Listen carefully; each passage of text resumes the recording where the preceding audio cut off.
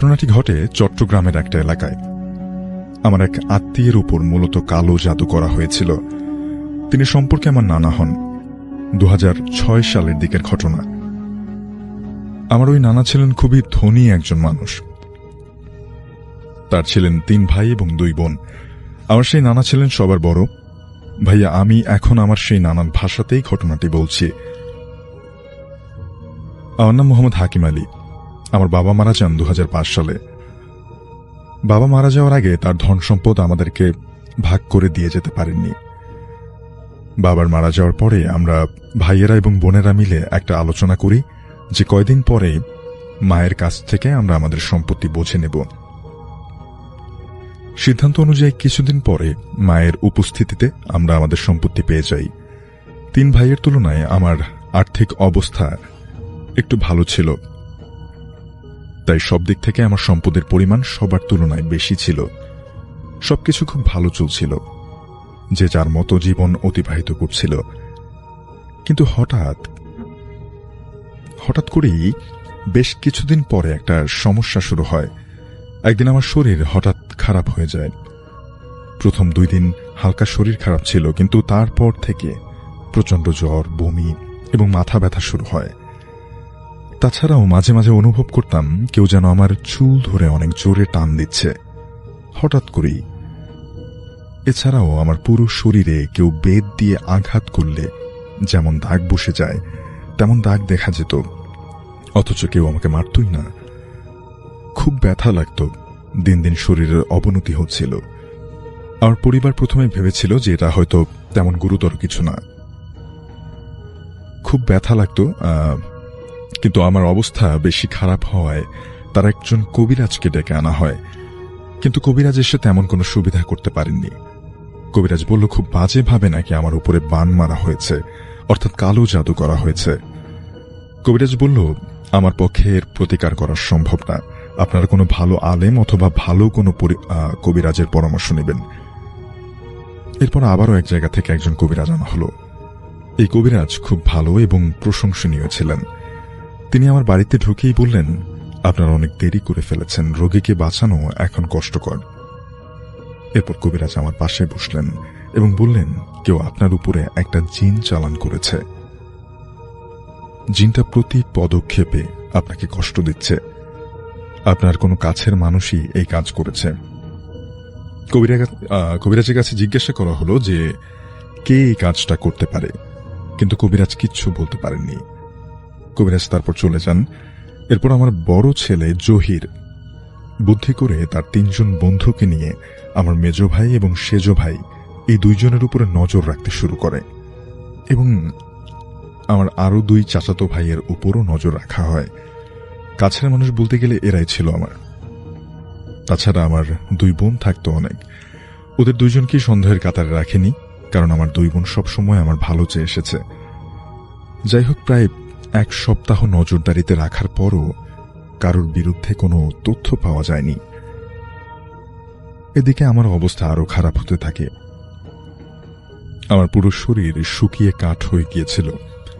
আমি বাঁচার আশা ছেড়েই দিয়েছিলাম, মৃত্যুর সাথে লড়াই করছিলাম। একদিন যেটা হলো, জহির লক্ষ্য করলো যে তার মেজ চাচা অর্থাৎ আমার মেজ ভাই অনেক গভীর রাতে বাসা থেকে বের হচ্ছে। জহির তখন তার পিছু নেয়। পিছু করতে করতে জহির দেখল আমার মেজ ভাই, যার নাম ইয়াকুব, সে আমাদের গ্রাম থেকে একটু দূরে একটা পরিত্যক্ত বাড়ির দিকে যাচ্ছে। বাড়িটা ছিল বেশ বড় এবং খুব নির্জন একটা জায়গায়। জহির দেখল তার চাচা ইয়াকুব ওই বাড়ির ভেতরে ঢুকে গেল। জহিরও তার পেছন পেছন ওই বাড়ির ভেতর ঢুকল। জহির দেখল তার চাচা ইয়াকুব একটা ঘরের মধ্যে ঢুকে গেল। এরপর জহির যা দেখল সেটা দেখে ও কোনো মতেই মারতে পারছিল না। জহির দেখল ওর চাচা এবং একটা তান্ত্রিক টাইপের লোক 2 জন মিলে আমার ব্যাপারে কথা বলছে।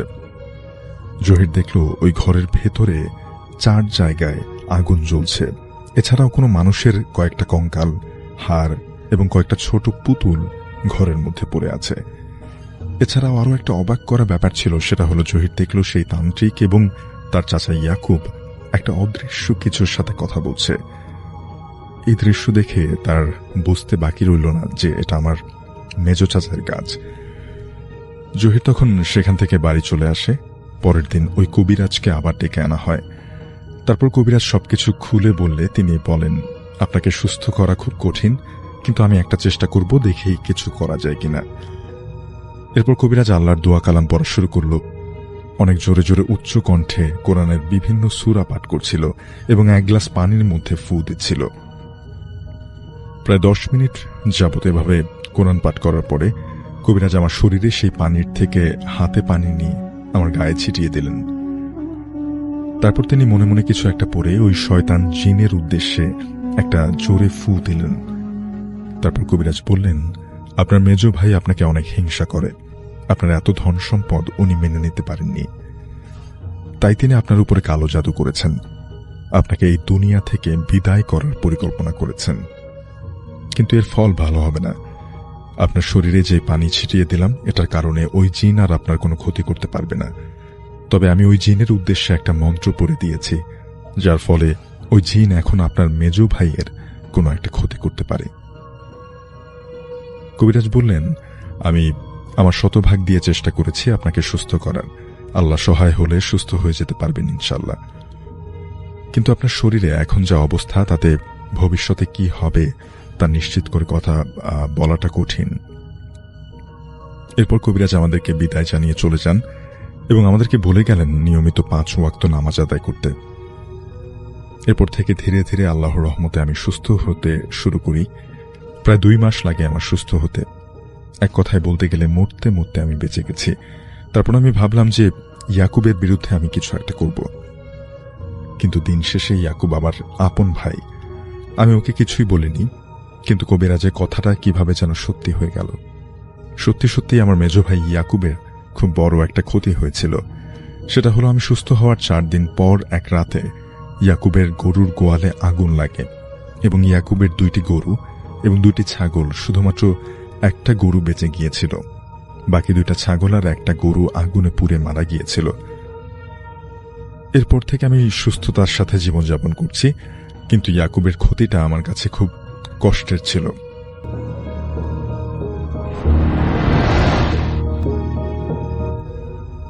রাহুল ইসলাম মেঘ ভাইয়ের বেশ কয়েকটি ঘটনা ইতিমধ্যে আমরা প্রচার করেছি।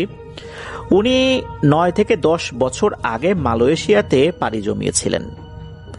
এখনকার অবস্থা থেকে তখনকার অবস্থা অনেক ভয়ঙ্কর ছিল।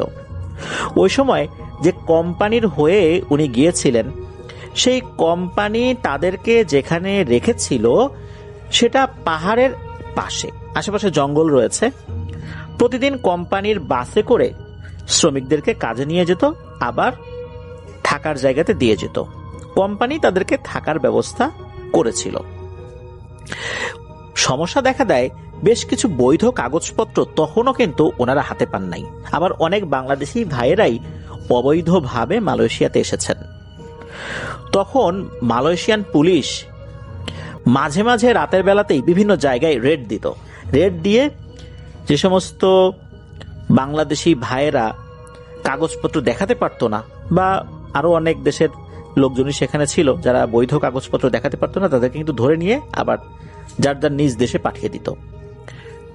এই যে রাহুল ইসলাম মেঘ ভাই সহ আরো অনেকেই কিন্তু অনেক ঋণ করে, অনেক কষ্ট করে মালয়েশিয়াতে গিয়েছিলেন। পুলিশরা যদি তাদেরকে পাঠিয়ে দেয়, এমন হয় যে বৈধ কাগজপত্র আছে, তারপরও কোনো কারণে তাদের মনে হয় নাই, ভালো লাগে নাই, পাঠিয়ে দিয়েছে, এমনও কিন্তু হয়েছে ওই সময়।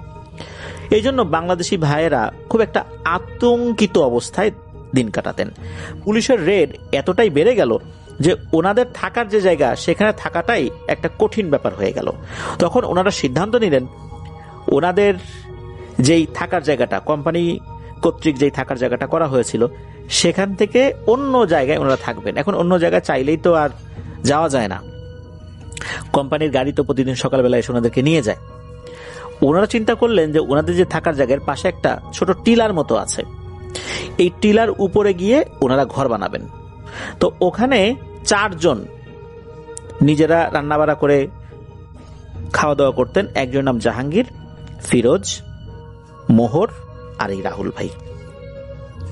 এই জাহাঙ্গীর ভাই, ফিরোজ ভাই, মোহর ভাই আর রাহুল ভাই 4 জন মিলে একসাথে খাওয়া দাওয়া করতেন। এই জন্য ওনারা 4 জন সিদ্ধান্ত নিলেন যে ওনারা আলাদা করে ছোট ছোট করে 4টা ঘর বানাবেন, মানে তাঁবুর মতো করে। নিচে যেই জিনিসগুলো ছিল সেগুলো কিছু নিলেন, আরো কিছু জিনিস জোগাড় করেছিলেন। এটা করে ওনারা কি করতেন, শুধু রাতের বেলা ওখানে অবস্থান করতেন। আর এটার পিছনে কারণ ছিল একটাই, পুলিশ কিন্তু রেডগুলো রাতের বেলাতেই দিত। এই জন্যই ওখানে যখন থাকা শুরু করলেন, প্রথম একদিন মোটামুটি ভালো গেল। এর পরের রাত থেকে সমস্যা শুরু হলো। এই জাহাঙ্গীর ভাই আর ফিরোজ ভাই, ওনারা দুজন আলাদা করে ছোট ছোট দুটো ঘর বানালেও পরবর্তীতে ঘর দুটোকে আবার এক করে একসাথে থাকা শুরু করেন। আর যে মোহর ভাই আর রাহুল ভাই, অর্থাৎ রাহুল ইসলাম মেঘ ভাই, ওনারা দুজন আলাদা আলাদা ঘর বানালেও আবার দুটো ঘরকে এক করে দুজন একসাথে থাকা শুরু করেন। প্রথম রাত ঠিকঠাক মতো পার হবার পর এরপর এই রাহুল ইসলাম মেঘ ভাই আর মোহর ভাইয়ের কাছে মনে হলো রাতের বেলা মনে হয় কেউ ওনাদের এই থাকার জায়গার কাছে আসে, চারদিকে হাঁটাহাঁটি করে। কিন্তু ওনারা উকি দিয়ে দেখেন না এই জিনিসটা কি। কেননা ওখানে বন্য শূকর ছিল, বন্য গরু ছিল, বানর ছিল। এগুলো দিনের বেলাতেও দেখা যেত, আরো বেশ কিছু প্রাণী থাকতো সেখানে, এগুলো হাঁটাহাঁটি করে। সুতরাং এগুলো তাদের এই থাকার জায়গার চতুর্দিকে হাঁটাহাঁটি করবে, এটা অস্বাভাবিক কিছু না। তবে ওনারা কেউ উকি দিয়ে দেখেন নাই। এভাবে কয়েকটা দিন কেটে যায়। ওনারা ডিউটি করছিলেন ঠিকঠাক মতোই। এদিকে ওনারা নিজেদের মধ্যে আলোচনা করেন যে আসলে জিনিসটা কি, রাতের বেলা এরকম চতুর্দিকে হাঁটাহাঁটি করে। মোহর ভাই উনি একদিন চিন্তা করেছেন যে আমি একটু দেখবো জিনিসটা কি। অন্য সাইডে কিন্তু এই যে জাহাঙ্গীর ভাই আর ফিরোজ ভাইরা আছেন, ওনাদেরকে এই বিষয়ে কিছু জিজ্ঞেস করলে ওনারা তেমন কোনো পাত্তা দেন না। তবে ওনারাও এই বিষয়টা সম্পর্কে অবগত হয়েছেন বলে তাদের হাবভাবে বুঝতে পেরেছেন এই মোহর ভাই আর রাহুল ভাই। তো এক রাত্রে এই মোহর ভাই আর রাহুল ভাই শুয়ে আছেন। গভীর রাত্রে হঠাৎ করে সেই শব্দটা আবার শুরু হয়ে যায়, মনে হচ্ছে চারদিকে কেউ হেঁটে বেড়াচ্ছে। আর হাঁটতে হাঁটতে একটা সময় ওনাদের যে থাকার জায়গা ওই খানটাতে ওই জিনিসটা চলে আসে। তখন মোহর ভাই কি করেছেন, চুপি চুপি ওনাদের ওই ছোট্ট ঝুপড়ি ঘরের মতো যেটা, এই জিনিসটার একটা অংশ ফাঁকা করে দেখার চেষ্টা করেছেন জিনিসটা কি। যেই না তাকিয়েছেন উনি চমকে উঠেছেন, মানে ভূত দেখার মতো ভয় পেয়েছেন। রাহুল ভাই কিন্তু তখন জেগেছিলেন, কারণ ওই অবস্থাতেই কিন্তু এই মোহর ভাই বলেছিলেন যে রাহুল তুমি চুপ থাকো, আমি দেখে আসি জিনিসটা কি। তো তখন রাহুল ভাই জিজ্ঞেস করছেন যে মোহর ভাই কি ব্যাপার, কি দেখছেন, এরকম ভয় পেলেন কেন? তখন মোহর ভাই বলছেন যে রাহুল রে, এইটা তো মানুষ না রে, এটা কোনো প্রাণীও না, এটা যে কি জিনিস এইটা আমি বুঝতে পারছি। এটা তো ভয়ঙ্কর এক দানব, এটা বিশাল উচ্চতার, এটা না মানুষ না কোনো প্রাণী, এই জিনিস অবশ্যই জিন হবে। এটা শোনার পর রাহুল ভাই তো ভয় পেয়ে যান যে সর্বনাশ, তাহলে এতদিন এই জিনিস যেগুলো শুনছি, বন্য শূকর মনে করছি, বানর মনে করছি, বুনো গরু মনে করছি, তাহলে এটা একটা ভয়ঙ্কর জিন। এখানে একটা কথা বলে রাখা ভালো, ওনারা যেই জায়গাটাতে ওই ঝুপড়ি ঘরের মতো করে তৈরি করেছিলেন অস্থায়ীভাবে, ওখানে বড় একটা গাছ ছিল। সেই গাছটার নাম ঠিক করে রাহুল ভাই বলতে পারেন নাই, তবে ধারণা করেন সেটা রাবার উড গাছ ছিল, বেশ লম্বা টাইপের একটা গাছ ছিল আর কি। তবে গাছটা বেশ পুরনো, এটা বোঝা যাচ্ছে যে এই পাহাড়ের এই জায়গাটাতে অনেক আগে থেকে গাছটা রয়েছে। এখন এই ধরনের ব্যাপারটা যখন ঘটে গেল, কোনো মতো ওই রাতটা পার করলেন। ওনারা যখন কাজে গিয়েছেন, কাজ থেকে আবার ফিরেছেন, ফেরার পর এখন এই রাহুল ভাই আর মোহর ভাই ওনারা বলছেন যে আমরা আর উপরে থাকবো না, আমরা উপরে থাকবো না, লাগে পুলিশ আমাদেরকে ধরে নিয়ে যাক, দেশে পাঠাই দিক তাও ভালো, তবুও এই জিন ভূতের রাতে মরতে চাই না। তো এই দিকে হয় কি, এই যে জাহাঙ্গীর ভাই আর ফিরোজ ভাই ওনারা বলছেন যারা ধুর কিসের কি, আমরা তো থাকি কই, আমরা তো কিছু এরকম দেখলাম না। এগুলো তোদের মনের ভুল। আর এরকম জঙ্গলের মতো জায়গাতে ছোটখাটো প্রাণী আসবে, এটাই স্বাভাবিক। এটা নিয়ে এত ভয় পাওয়ার কিছু নাই। কত কষ্ট করে আসছি, ঋণের টাকা পরিশোধ হয় নাই, এখন যদি পুলিশ ধরে বাংলাদেশে পাঠায় দেয় তখন কি অবস্থা হবে। ফিরোজ ভাইকে বিষয়টা জানানো হলেও উনিও বেশ ভীত হয়ে যান যে কি করা যায়। উনিও যে আসলে ওই বিষয়টা বুঝতে পেরেছিলেন এটা কিন্তু তার কথাবার্তাতে বোঝা গেলেও উনি অপেক্ষাকৃত সাহসী ছিলেন। এদিকে ফিরোজ ভাইকে আবার জাহাঙ্গীর ভাই বলতেছেন যে আরে ফিরোজ ভাই, তুমি কি বলো না বলো, এগুলা নিয়ে চিন্তা ভাবনার কোনো কারণ নাই, চলো তো আমার সাথে, আমরা দুজন থাকবো, ওরা দুজন ভীতু মানুষ, ওরা নিচে থাক, পরে পুলিশে ধরলে বুঝতে পারবে। ওনারা নিচেই ছিলেন। আল্লাহর অশেষ রহমতে প্রায় 1 মাসের মধ্যেও পুলিশ ওই জায়গাতে সে রেড দেয়নি। ওনারা নিচেই ছিলেন আর জাহাঙ্গীর ভাই ফিরোজ ভাই উপরেই ছিলেন। তো এক রাত্রে হয় কি, প্রচন্ড বৃষ্টি। রাত তো না, দিন থেকে বৃষ্টি হচ্ছে, সন্ধ্যার পর থেকেও বৃষ্টি, রাতেও বৃষ্টি হচ্ছে। এমন বৃষ্টি মনে হচ্ছে ওই পাহাড়ের যে সমস্ত মাটি পাথর যেগুলো আছে এগুলো ধসে এখনই তাদের গায়ের উপর পড়বে যে কোনো সময়, এত বৃষ্টি হয়েছে, মানে যে কোনো সময় পাহাড় ধস হতে পারে। এরকম যখন চলছে তখন এই ফিরোজ ভাই উনি জাহাঙ্গীর ভাইকে বলছে যে জাহাঙ্গীর ভাই, আজকে রাত্রে উপরে না গেলে হয় না, এত বৃষ্টি। তখন জাহাঙ্গীর ভাই বলছে যে ফিরোজ, তোমার কি মাথা খাচ্ছে? রাতের বেলায় তো, বিশেষ করে এই ধরনের ঝড় বৃষ্টির রাতেই তো মালয়েশিয়ান পুলিশরা রেড বেশি দেয়, কারণ তারা জানে যে এই ঝড় বৃষ্টির রাতে বাংলাদেশি সহ যারা আছে, যাদের কাগজপত্রের ঘাটতি আছে, তারা বাইরে কোথাও যায় না, নিজের জায়গাতেই থাকে, আর এদেরকে ধরা তখন সহজ হয়। প্রায় 1 মাস আসে নাই, আজকের রাত্রে আসবে নিশ্চিত থাকো। আজকে রাত্রে তো আরো বেশি করে এখানে থাকা যাবে না। ফিরোজ ভাই তো বলে যে না, আজকে রাত্রে যাব না। জাহাঙ্গীর ভাই বলেন যে ফিরোজ, আমার দাদা বাবা এরা কিন্তু কবিরাজি জানতেন, আমিও কি টুকটাক কিছু শিখি নাই? এইসব ভূত প্রেত আমার ভয় দেখাইতে পারে না, এইসব চিন্তা ভাবনা বাদ দাও, গেলে চলো, নাহলে আমি গেলাম। শেষ পর্যন্ত ফিরোজ ভাই আর যান না। জাহাঙ্গীর ভাই উনি একাই চলে যান। সকালবেলা যে যার মতো কাজে চলে গেছে, ফিরোজ ভাই কাজে চলে গেছেন। তো ওনাদের যিনি সুপারভাইজার, ওনারা খেয়াল করে সুপারভাইজার এসে জানান যে কাউকে খুঁজতেছেন। কাকে খুঁজতেছেন? জাহাঙ্গীর ভাইকে। জাহাঙ্গীর ভাই আসে নাই, অর্থাৎ উনি সকালবেলা উনি কাজে যান নাই। কোম্পানির যে বাস আছে সেই বাসে উনি ওঠেন নাই। যখন কাজ থেকে ওনারা ফেরত আসেন, ফেরত আসার পর চিন্তা ভাবনা করতেছেন যে জাহাঙ্গীর ভাই কোথায় গেল। সবাই চিন্তা করলেন যে সকালবেলা হয়তো বা নেমেছিল, আবার কোনো সমস্যার কারণে অন্যদিকে গেল কিনা। তখন কিন্তু ওনারা চাইলেও বিভিন্ন জায়গায় যেতে পারতেন না, পুলিশে ধরে ফেলতো। এসব নিয়ে আলোচনা হচ্ছে। ওই রাতেও কিন্তু ফিরোজ ভাই আর উপরে ওঠেন নাই, মোহর ভাই রাহুল ভাইও যান নাই। ওই এক রাতও চলে গেল। পরের দিনও জাহাঙ্গীর ভাইয়ের কোনো খোঁজ খবর যখন নাই, তখন তো ওনাদের টনক নড়ে যে এই ঘটনা কি, জাহাঙ্গীর ভাই কোথায় গেল। তার কিন্তু ফোন ছিল, তার ফোনটাও বন্ধ পাওয়া যাচ্ছিল। সবার তো চিন্তা মাথায় ঢুকে গেল, ঘটনা কি, ঘটনা কি। এরপর উপরে যাওয়া হলো, উনি যেখানে থাকতেন আর কি, সেখানে ওনার কোনো চিহ্নটাও পাওয়া গেল না। তবে ওনার থাকার যে জায়গাটা, এই জায়গাটা একদম ফিটফাটি ছিল, ঠিকঠাক ছিল, কোনো কিছু এসে আক্রমণ করছে এমনটাও কিন্তু মনে হয় নাই।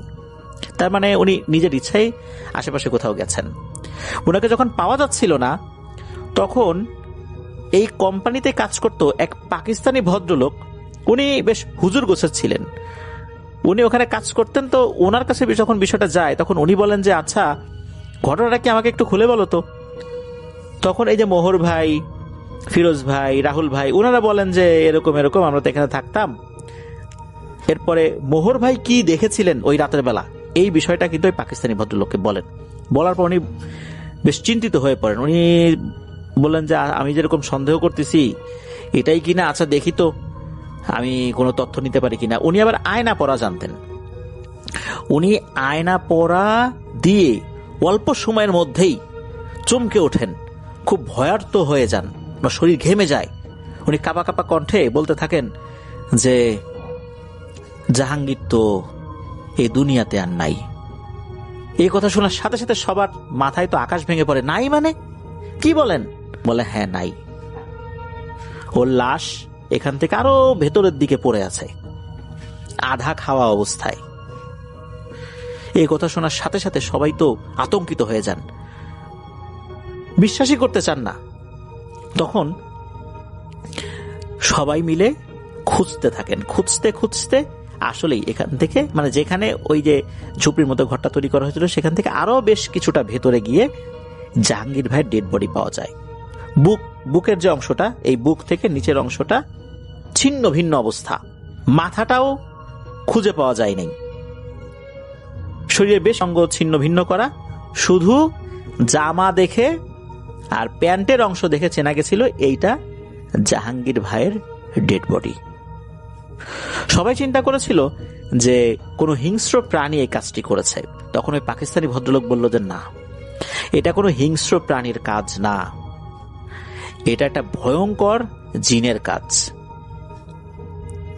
এটা কিভাবে হলো? তখন ওই পাকিস্তানি ভদ্রলোক বলল যে আমি আরেকটু তথ্য নিয়ে নেই, আপাতত এই লাশের যে বন্দোবস্ত সেটা করতে হবে। লাশটা এমন ভয়ঙ্কর অবস্থা হয়ে গিয়েছিল যে এটাকে আসলে বাংলাদেশে পাঠানোর মতো কোনো অবস্থা ছিল না। এটা পাঠানোর জন্য পুলিশের সাথে যোগাযোগ করতে হবে, পুলিশ আসলে তো আবার ইনাদেরকে ধরবেন। আবার জাহাঙ্গীর ভাইয়ের ডেড বডি যে বাংলাদেশে পাঠাবেন, ওনার বৈধ কাগজপত্র তখনও বেশ কিছু হয়নি। এর মধ্যে স্থানীয় যারা আছেন আর কি, ওনাদের সাথে যারা রয়েছেন আর কি, তাদের অনেকের কাগজপত্র নাই পুলিশের কাছে। তারপরও যাদের কাগজপত্র আছে তাদের মাধ্যমে যোগাযোগ করা হয়। তখন পুলিশ এই ভয়াবহতা দেখে তারা বলেন যে এটা তো খুব বাজে অবস্থার সিচুয়েশনে চলে গেছে, এখানের যেই সমস্ত মুসলিম কবরস্থান আছে সেখানেই কবর দেওয়া যায় কিনা। পরবর্তীতে পরিবারের সম্মতি নিয়ে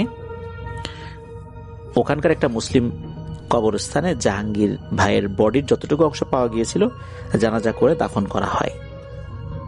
এরপর ওই পাকিস্তানি ভদ্রলোক এমন কিছু তথ্য জানান যা শুনে উপস্থিত সবাই আকাশ থেকে পড়েন। সেই পাকিস্তানি ভদ্রলোক জানান যে এই যে গাছটা, যে গাছের নিচে ঝুপড়ি ঘরের মতো বানানো হয়েছিল, এই গাছে একটা আফ্রিকান শক্তিশালী বয়স্ক জিন এসে অল্প কিছুদিনের জন্য বাসা বেঁধেছে। মূলত আফ্রিকান এক তান্ত্রিক তাকে এখানে পাঠিয়েছে বেশ কিছু পশুর মাথা এবং শরীরের বিভিন্ন অংশ সংগ্রহ করতে। সেই কাজটি করছিল। এর মধ্যে এই যে জাহাঙ্গীর ভাই, ফিরোজ ভাই, মোহর ভাই, রাহুল ভাই, এই চারজন ওখানে গিয়ে ঝুপড়ি ঘরের মতো তৈরি করেছে। শুরুতে নাকি সে ভয় দেখানোর চেষ্টা করেছে।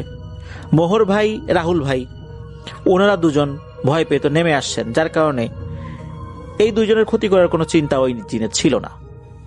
ফিরোজ ভাই, জাহাঙ্গীর ভাই এই দুজন থাকছিলেন।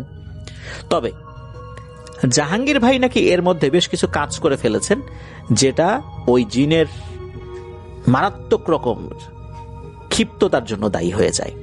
সেটা হচ্ছে জাহাঙ্গীর ভাই রাতের বেলা ওনার পরিবারের সাথে কথা বলার জন্য ওই ঝুপড়ি ঘর থেকে বের হতেন। ফিরোজ ভাই ঘুমিয়ে পড়েছেন, ওনার অসুবিধা হবে, অন্যের অসুবিধা করে তো আর কথাবার্তা বলা যায় না, যার কারণে ওই ঝুপড়ি ঘর থেকে বের হয়ে গাছের নিচে গিয়ে কথা বলতেন। যখন কথা বলতেন তখন মাঝে মাঝে ওনার জল বিয়োগ করার প্রয়োজন হতো, উনি গাছের নিচে জল বিয়োগ করতেন। ওই সময় নাকি ওই জিনটা সশরীরে এসেও জাহাঙ্গীর ভাইকে নাকি শাসিয়ে গেছে। জাহাঙ্গীর ভাইকে নাকি 2 থেকে 3 বার এসে শাসিয়ে গেলেও জাহাঙ্গীর ভাই বিন্দু মাত্র এটাতে কর্ণপাতই করে নাই। সে উল্টো নাকি বলেছে যে দেখি আমারে কি করতে পারিস, কারণ ওই যে তার বাপ দাদা তো কবিরাজি করতো, তার কিছু জানা ছিল, মনে করছে এটা কিছুই করতে পারবে না আমার। যেই রাত্রে এই ভয়ঙ্কর ঘটনাটি ঘটে ওই রাত্রেও জাহাঙ্গীর ভাই একা একা ছিলেন, কারণ ওই যে বৃষ্টির কারণে ফিরোজ ভাই আর যান নাই। এই সুযোগটাই কাজে লাগায় ওই ভয়ঙ্কর জিনটা। যখনই উনি ঘর থেকে অল্প সময়ের জন্য বের হয়েছেন, বৃষ্টিটা একটু কমে আসছে, বের হয়েছেন, তখনই ওই জিনটা ওনাকে ধরে ফেলে, আর ধরে সাথে সাথেই মেরে ফেলে। শুধু মেরে ফেলেই ক্ষান্ত হয় নাই, তার শরীরের বিভিন্ন অঙ্গ প্রত্যঙ্গ থেকে যেই জিনিসগুলো সাধারণত জিনেরা খেয়ে ফেলে সেটা খেয়েও ফেলেছে। কিছু কিছু অঙ্গ প্রত্যঙ্গ সেটা ওই তান্ত্রিকের জন্য সে নিয়েও গেছে, আর জিনটা এখনো ওই গাছেই রয়েছে। যখন তান্ত্রিক বলবে সে আবার আফ্রিকাতে ফেরত যাবে। আর ওটাকে এখান থেকে সরানোর আপাতত কোনো ক্ষমতা কারো নেই। যদি কারো ক্ষমতা থেকেও থাকে, কে আসবে এই পাহাড়ের উপর সেই গাছ থেকে ওই জিনকে সরানোর জন্য? এটা তো লোকালয় না, কারো তো প্রয়োজন নেই। জাহাঙ্গীর ভাই নাকি নিজেই ওনার মৃত্যুর জন্য দায়ী, এটাই ওই পাকিস্তানি ভদ্রলোক বলেছিল, যে তাকে কয়েকবার শাসানো হয়েছে। এই বিষয়টা উনি কাউকে বলেন নাই, ফিরোজ ভাইকে বলেন নাই, মোহর ভাইকে বলেন নাই, রাহুল ভাইকেও বলেন নাই। টানা কয়েকবার শাসনের পরেও উনি কোনো কর্ণপাত করেন নাই, যার ফলশ্রুতিতে এই ঘটনাটি ঘটেছে। ওনার মৃত্যু কিভাবে হয়েছে, মৃত্যুর সময় উনি কি দেখেছিলেন, এটা তো আর ওনার মুখ থেকে শোনা সম্ভব হয়নি, উনি তো মারাই গেছেন। তবে ওই পাকিস্তানি ভদ্রলোক উনি এই তথ্যগুলো সংগ্রহ করেছিলেন ওনার পরিচিত এক আলেমের কাছ থেকে। উনি শুধু আয়না পরা দিয়ে এতটুকু দেখেছিলেন, লাশটা ওখানে পড়ে আছে। উনি আরেকজন আলেমের সাথে কথা বলেছিলেন, তার কিছু ছাত্র জিনেরা এই তথ্য নিয়ে এসেছিল। সেই তথ্যটাই উনি পরবর্তীতে অন্যদেরকে বলেছিলেন।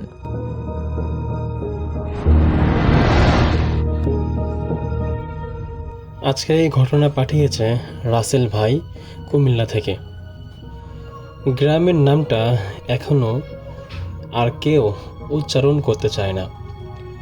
মানুষ বলে ওই নাম নিলে নাকি কেউ পিছন থেকে স্মরণ করে বা পিছন থেকে ডাক দেয়। অনেক বছর আগে সেই গ্রামে একটা পুরনো বাড়ি ছিল। বাড়িটা একসময় খুব জমজমাট ছিল, হাসি গল্প সব কিছু মিলে যেন মানুষেরা একদম বাড়িতে ভরা ভরা ছিল। কিন্তু হঠাৎ এক রাতেই সব কিছু যেন একদম বদলে যায়। সেদিন রাতটা ছিল অমাবস্যা, আকাশে চাঁদ নেই, চারপাশে ঘন অন্ধকার। হঠাৎ গ্রামের মানুষজন শুনতে পায় একটা মেয়ের কান্নার শব্দ। কান্নাটা আসছিল ওই বাড়ির ভেতর থেকে। কেউ প্রথমে গুরুত্ব না দিলেও পরে সবাই গুরুত্ব দেয়। যখন কেউ প্রথম গুরুত্ব দেয়নি, সবাই মনে করেছিল যে হয়তো কারো পারিবারিক ঝামেলা শুরু হয়েছে। কিন্তু তখনও কান্নাটা একদমই থামেনি, বরং যত রাত বাড়তে থাকে তত ভয়ঙ্কর হতে থাকে কান্নার শব্দটা। সকালে সবাই সাহস করে কয়েকজন গ্রামবাসী বাড়িটার ভেতরে ঢোকে, কিন্তু তারা যা দেখেছিল তা দেখার জন্য তারা মোটেও প্রস্তুত ছিল না। যখন কয়েকজন মিলে গ্রামবাসীরা সে বাড়িটার ভেতর ঢোকে, দেখে যে সেটা আজও কেউ ভুলতে পারেনি যা দেখেছিল। দেখলো যে ঘরের মাঝখানে একটা মেয়ে পড়েছিল, চোখ দুটো খোলা, মুখে এক অদ্ভুত হাসি, কিন্তু শরীর ছিল প্রচণ্ড রকমের ঠান্ডা। তারপর থেকে শুরু হলো আসল সব ভয়ানক ঘটনা। প্রতিদিন রাত 12টার পর ওই বাড়ি থেকে আবার সেই কান্নার শব্দ শোনা যেত, কখনো কান্না কখনো বা হাসি। যারা সাহস করে কাছে যেত তারা বলতো যে ভেতরে কেউ তো হাঁটছে, ধীরে ধীরে, খুব ধীরে। মেঝেতে কারো পায়ের শব্দ যেন স্পষ্ট কানে ভেসে আসে, ঠক ঠক করে। কিন্তু দরজা খুললেই কেউ নেই। একদিন গ্রামের এক যুবক ঠিক করলো সে এই বাড়ির সত্যিটা উদ্ঘাটন করেই ছাড়বে। তার নাম ছিল রাশেদ। রাশেদ রাতে একা ওই বাড়িতে ঢুকে পড়ে। তার হাতে শুধু একটা টর্চ লাইট আর মোবাইল ফোন ছিল। সে ভেতরে ঢুকেই বুঝতে পারল এই বাড়ির বাতাসটা স্বাভাবিক না, যেন অস্বাভাবিকভাবে বাতাসটা বয়ে যাচ্ছে। একটা ঠান্ডা অনুভূতি, মনে হচ্ছিল যে কেউ তাকে দেখছে। হঠাৎ রাশেদের হাতে থাকা টর্চ লাইটটা একদম নিভে গেল, চারপাশে পরিপূর্ণ অন্ধকারে ছেয়ে গেল। ঠিক তখনই তার কানের কাছে একটা ফিসফিস শব্দ এলো, তুমি কেন আসছো? রাশেদ কাঁপতে থাকে। সে ধীরে ধীরে পিছনে তাকায়, কিন্তু পেছনে কেউ নেই। হঠাৎ মোবাইলের আলো জ্বলে ওঠে, আর সেই আলোয় সে দেখতে পায় ঘরের কোণে দাঁড়িয়ে আছে সেই মেয়েটা। চুলগুলো মুখ ঢেকে রেখেছে, কিন্তু ঠোঁট ঠোঁটের কোণে একটা ভয়ঙ্কর হাসি যেন ছল ছল করছে। এবং ধীরে ধীরে 1 পা 2 পা করে সেই মেয়েটি রাশেদের দেখে এগিয়ে আসছে। রাশেদ যখন এমন পরিস্থিতির শিকার হলো, সে দৌড়তে চাইল, কিন্তু তার পা যেন আটকে গেছে। মেয়েটা তার একদম সামনে এসে দাঁড়ায়, তারপর খুব ধীরে ধীরে মুখ তুলে বলে, আমাকে এখানে রেখে তুমি কি এখান থেকে চলে যাবে? এমন কথা বলার পর রাশেদের হুঁশ থাকে না, রাশেদ অজ্ঞান হয়ে পড়ে যায়। পরের দিন সকালে গ্রামের মানুষজন বাড়ির সামনে রাশেদের মোবাইলটা পড়ে থাকতে দেখে, কিন্তু রাশেদ সে আর কখনোই ফিরে আসেনি। লোকে মুখে শোনা যায় এখনো নাকি রাত 12টার পর ওই বাড়ির পাশ দিয়ে গেলে 2টা শব্দ শোনা যায়। একটা হলো মেয়ের কান্না, আরেকটা হলো ছেলের আত্মচিৎকার। আর মাঝে মাঝে কেউ ফিস ফিস করে বলে, তুমিও কি আমার মতো ভেতরে আসবে? যাই হোক, রাশেদ হারিয়ে যাওয়ার পর গ্রামটা পুরোপুরিভাবে বদলে গেল। সন্ধ্যা নামার আগেই সবাই নিজ ঘরের দরজা বন্ধ করে দিত। কেউ আর ওই বাড়ির দিকে ভুল করেও তাকাতো না। কিন্তু ভয় কি কখনো থেমে থাকে? রাশেদের ছোট ভাই সাইফ, সে কিছুতেই মানতে পারছিল না যে তার বড় ভাই হঠাৎ করেই উধাও হয়ে গেছে। তার মনে হচ্ছিল যে রাশেদ এখনো বেঁচে আছে, হয়তো বা কোথাও সে আটকে আছে। একবার রাতের বেলা সবাই ঘুমিয়ে পড়ার পর রাশেদের ছোট ভাই সাইফ চুপচাপ বেরিয়ে গেল তার গন্তব্যে। আর তার গন্তব্য হলো সেই পুরনো অভিশপ্ত বাড়ি। বাড়ির সামনে দাঁড়াতেই তার বুকের ভেতরে ধরপড় শুরু হয়ে গেল। দেখল যে হাওয়া নেই, কোনো বাতাস নেই, তবুও আশেপাশের সমস্ত গাছগুলো কাঁপছে। মনে হচ্ছিল কেউ যেন তাকে ভেতরে ডাকছে, এসো, ভেতরে এসো। সাইফ বাধ্য হয়ে সেই বাড়ির মেন ফটক দরজাটা খুলে ফেলল। দরজাটা ধীরে ধীরে কাঁপিয়ে কুকিয়ে উঠলো এবং শব্দ হলো, যেমন কি একটা শব্দ আছে না, যেরকম এমন শব্দ হলো। ভিতরে ঢুকে সে থমকে দাঁড়ালো। দেখলো মেঝেতে ধুলো জমে আছে এবং পুরনো বিছড়ি গন্ধ আর এক অদ্ভুত ঠান্ডা অনুভব হচ্ছে। ঠিক তখনই সাইফ পিছন থেকে শুনতে পেল, সাইফ! সে চমকে উঠল। এই কণ্ঠটা, এটা তো তার ভাইয়ের কণ্ঠ, রাশেদের। তখন সাইফ প্রত্যুত্তরে বলল, ভাই তুমি কোথায়? তুমি কোথায় আছো ভাইয়া? সাইফ দৌড়ে ভেতরে গেল। একটা ঘরের সামনে গিয়ে সে থামলো। ভেতর থেকে আবারও সেই কণ্ঠ, আমি এখানে ভাই, আমাকে বাঁচাও। সাইফ দরজাটা খুলে ফেলল, কিন্তু ভেতরে ঢুকে সে যা দেখল, তার রক্ত জমে গেল। ঘরের মাঝখানে দাঁড়িয়ে আছে রাশেদ, কিন্তু ওটা আসল রাশেদ না। তার চোখ পুরোপুরি কালো হয়েছিল, মুখও বিকৃত হাসিছিল, আর তার পিছনে দাঁড়িয়ে আছে সেই মেয়েটা।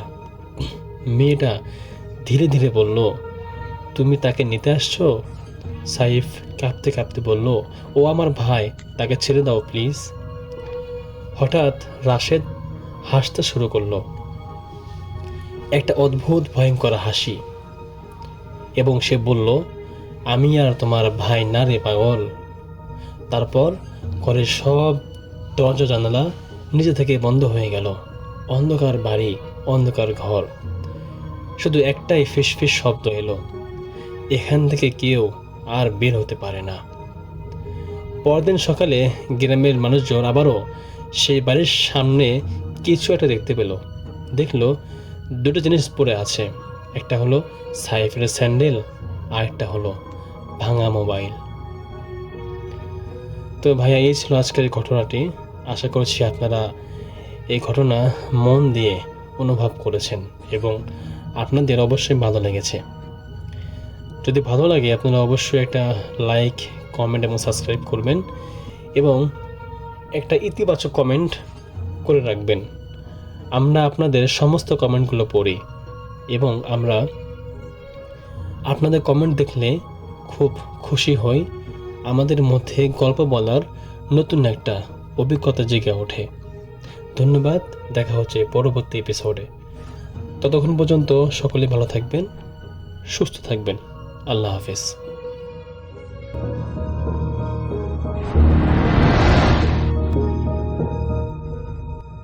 আমি চলে যাচ্ছি প্রবালের পাঠানো ঘটনায়। বেশ আগের কথা, 80-র দশক। ম্যালকম তখন তিনি বাস করেন কানেকটিকাটে এবং তখন তিনি একটা ডেইরি প্রতিষ্ঠানের সাথে যুক্ত ছিলেন, যেখানে তিনি সাপ্লায়ার ছিলেন। তিনি প্রোডাক্ট কালেক্ট করে যে কোনো একটা ডেইরি প্রতিষ্ঠান সেটা প্রোডাক্ট কালেক্ট করে তিনি সাপ্লাই করতেন বিভিন্ন জায়গায়। তো বেশ ইয়াং ছিলেন তিনি তখন, কেবল টিনেজ পার করেছেন এবং ফুল অফ এনার্জি, এবং তিনি তার বাসা থেকে তখন আলাদা হয়ে গেছেন, যেটা হয় তখন মানে ইয়াং এজটা পার হওয়ার পরই বাবা মার কাছ থেকে আলাদা হয়ে যায় ছেলেমেয়েরা বিদেশে। তো ম্যালকমও তাই করেছিলেন, তিনি বাইরে চলে গিয়েছিলেন বাসা থেকে এবং তিনি যেতেন বাবা মাকে ভিজিট করতেন মাঝে মাঝে, এরকম ভাবেই তার কাটতো জীবন। তো একদিন ম্যালকম সন্ধ্যার পরে বাসায় আসছে কাজের থেকে। তো সে সাধারণত খুব আর্লি চলে যেত সকালবেলা কাজে, আস্তে আস্তে সন্ধ্যা হয়ে যেত, বেশ হার্ড ওয়ার্ক, বেশ ক্লান্ত হয়ে যেতেন। তো বাসায় এসে ওই দিন তিনি ফ্রেশ হয়ে জাস্ট কিছু খাবার নিয়ে বসছেন। তো এই সময় তার ফোন বাজলো। ফোন ধরার পর দেখতেছে তার বাবা বলতেছে যে তোমার মা হঠাৎ অসুস্থ হয়ে গেছে, তাকে নিয়ে আমি এমার্জেন্সিতে চলে আসছি, তুমি আসো তাড়াতাড়ি। তো তিনি ম্যালকম চিন্তা করলেন, জিজ্ঞেস করলেন কোন হাসপাতাল, সবকিছু শুনে দ্রুত সবকিছু তিনি রেখে মোটামুটি একটু প্যাক করে চলে গেলেন। গাড়ি নিয়ে বের হয়েছেন। যে হাসপাতালের কথা বলছে তার বাবা, সেটা তাদের যে বাড়ি সেটা কিন্তু একটু বাইরে ছিল, শহর থেকে একটু বাইরে ছিল তাদের বাসা। বেশ খানিকক্ষণ সময় লাগে সেখানে যেতেই। তো সেইখান থেকে আবার বেশ খানিকটা দূরে সে হসপিটাল। তো ম্যালকম ড্রাইভ করে বেশ একটা সময় নিয়ে পৌঁছাইলো সেখানে। তো তখন শীতের সময়, ঠান্ডা পড়ছে, গাছপালা পাতা ঝরে গেছে, অন্যরকম অবস্থা। তো পৌঁছায় সে গাড়ি থেকে নামলো। গাড়িটা পার্ক করার সময় খেয়াল রাখতে হয় যে এখানে যদি হঠাৎ করে এরকম একটা সিজন যে স্নোফল হয়, আটকায় গেলে তো সমস্যা। তো গাড়ি পার্ক করে পার্কিং লটে গেল, গিয়ে দেখলো যে এই হাসপাতালটা অনেক পুরনো এবং অনেক হিস্ট্রিক হাসপাতাল, মানে অনেক অনেক পুরনো এটা। তো ম্যালকম এই হাসপাতাল সম্বন্ধে তেমন কিছু জানে না, বাট সে দেখলো আর কি হাসপাতালটা অনেক পুরানো। তো গিয়ে দেখলো বাবা আছে, বাবার সাথে কথা বললো যে কি হয়েছে। তো বললো যে ডাক্তার এখনো টেস্ট করতেছে তোমার মাকে, তারা মনে করতেছে যে তোমার আম্মা ছোটখাটো কোনো স্টেপ করছে। তো ম্যালকমের কাছে বেশ খারাপ লাগলো, ছোটখাটো স্ট্রোক হলেও তো খারাপ। তো সে তো বললো বাবাকে যে তুমি চিন্তা করো না, ইউ টেক ইট ইজি, আর তোমার এখানে বসে সময় নষ্ট করা লাগবে না, তুমি বাসায় চলে যাও, বাসায় রেস্ট নাও। কারণ তার বাবাও বেশ অসুস্থ ছিল, তার অনেক রকম শারীরিক প্রবলেম ছিল। তো বাবা বলতেছে না আমি যাবো না। তো ম্যালকম বলতেছে যে কোনো কথা বলো না, তুমি যাও, নাহলে আমি কিন্তু তোমার যাওয়ার ব্যবস্থা করতেছি। তো তার বাবা ড্রাইভ করতো আর কি। তো ম্যালকম তাকে একদম আশ্বস্ত করলো যে আমি এখানে আসি, কোনো রকম সমস্যা হলে আমি জানাবো, তুমি যাও। তো বলে বাবাকে গাড়ি বন্ধ এগিয়ে দিল, বাবা চলে গেল। ম্যালকম ওইখানে আসে, গিয়ে দেখলো যে মা মানে খুব অসুস্থ, মায়ের সাথে কথাবার্তা বললো, মাকে বললো যে আমি আসি, ডোন্ট ওয়ারি, আমি মানে থ্রু আউট দ্য টাইম, যতক্ষণ তুমি হাসপাতাল থাকবে আমি আসি সব সময়। তো বলে সে ওখানে যে ওয়েট করতেছে। তো মা শুয়ে আছে তার মতো, তার মার অবস্থা খুব অন্যরকম, ঠিক মতো কথা বলতে পারতেছে না। তো ম্যালকম ওখানে বসে থাকলো, বসে থেকে সময় কাটেলো। তো এর মাঝে তার কিছু করার নাই, সে হাসপাতালটা দেখতেছে বেশ পুরনো হসপিটাল, এবং সে এটা দেখলো যে বেশ অনেক আগে এটা তৈরি হয়েছিল হাসপাতালটা। তো হেঁটে হেঁটে দেখার চিন্তা করলো, বাইরে আসলো, হেঁটে নিচতলাটা দেখলো যে এইটার মূল যেখানে তারা আছে সেই বিল্ডিংটা হচ্ছে এমন একটা জায়গায়, তার আশেপাশে বেশ ফাঁকা, সুন্দর করে লন করা, এবং পাশে এই শেষ প্রান্ত দিয়ে গাছপালা চলে গেছে অনেক দূরে, এবং পেঁচায় ওইখান থেকে ছোট রাস্তা নেমে গেছে। এবং এটা কিন্তু হাসপাতালটা উঠছিল একটু পাহাড়ের উপরে, বেশ খানিকটা এরকম ঘুরে ঘুরে আসছে, একটু উঁচু জায়গায় আর কি। আর সে যেখানটা দাঁড়ায় আছে সেখান থেকে সামনে গিয়ে ডান দিক দিয়ে মূল রাস্তাটা চলে গেছে, ওইটা আবার একে বেঁকে চলে গেছে সামনে গিয়ে দেখতেছে যে কতগুলা ল্যাম্পপোস্টের আলো একটু পড়ছে, তারপরে বাঘটার দেখা যাচ্ছে না, গাছগাছালি। এবং সে বুঝলো যে সামনে এরকম পাহাড়ের উপর আরো কিছু ঘর বাড়ি আছে। তো তো ম্যালকম চিন্তা করতেছিল যে এরকম উইল্ডারনেসের মধ্যে যারা থাকে তাদের কাছে কেমন লাগে, হ্যাঁ, মানে বিশেষ করে শীতের সময় এরকম যখন বরফ টরফ পড়বে তখন কেমন লাগবে, কারণ সে কাইন্ড অফ সিটিতে থাকে। তার ওই ধারণার চিন্তা করতেছে যে এখানে বসে থেকে সে অনেকক্ষণ চিন্তা করলো, তো ভাবলো যে এটা আরেক রকম ফিলিংস, হ্যাঁ, মানে জিনিসটা অন্যরকম। দেখলো চিন্তা করতে করতে সে আবার চলে আসলো হাসপাতালে এবং এসে সেই যে তার ওয়েটিং এরিয়া সেখানে সে বসলো। বসে দেখতেছে এইখানেও মানুষ নাই, দু একজন মানুষ বসে আছে, তারা হয়তো শর্টলি মুভ করবে এখান থেকে, মেবি তারা ওই রুমে যাবে বা অন্য কোথাও। তো সে একটা মানে ওই চেয়ারগুলো কাইন্ড অফ কমফোর্টেবল ছিল, তো একটা চেয়ারের মধ্যে সে বসলো, ফোম টোম দেয়া, তো সেখানে সে বসে মাথাটা পেছন দিকে দিয়ে, অনেক টায়ার্ড ছিল তো তার মাথার মধ্যে একটা ক্যাপ ছিল, ক্যাপটা দিয়ে তার চোখ ঢেকে সে শুয়ে থাকলো। চিন্তা করলো যে একটু রেস্ট নেই, কারণ আমাকে তো অনেকক্ষণ থাকতে হবে, কতক্ষণ থাকতে হবে জানি না।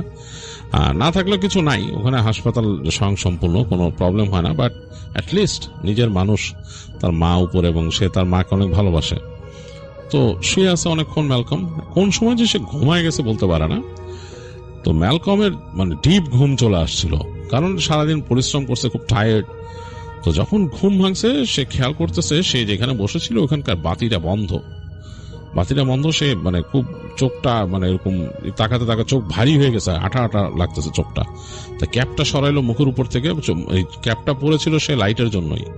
তো ক্যাপটা সরানোর পর দেখতেছে সে যেখানে বসেছিল জায়গাটা অন্ধকার, আর সামনের দিকে লাইট জ্বলতেছে, একটা মাঝখানের লাইট সিলিং থেকে, সেটার আলোটা কাইন্ড অফ অ্যাম্বিয়েন্ট ভাবে পড়ছে দুই পাশে কিছু বসার জায়গা, ওখানে কোনো মানুষ নাই, আর কেমন একটা কেমিক্যালের স্মেল আছে আশেপাশে, অনেকটা অ্যান্টিসেপটিক কেমিক্যাল যেরকম থাকে সেরকম একটা স্মেল চারিপাশে।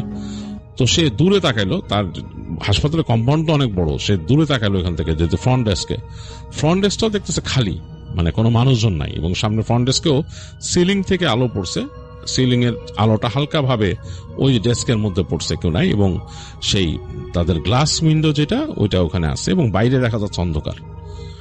কেমন জানি পরিবেশটা, মনে হচ্ছে যে এত বড় একটা কম্পাউন্ড, একটা মানুষও নাই।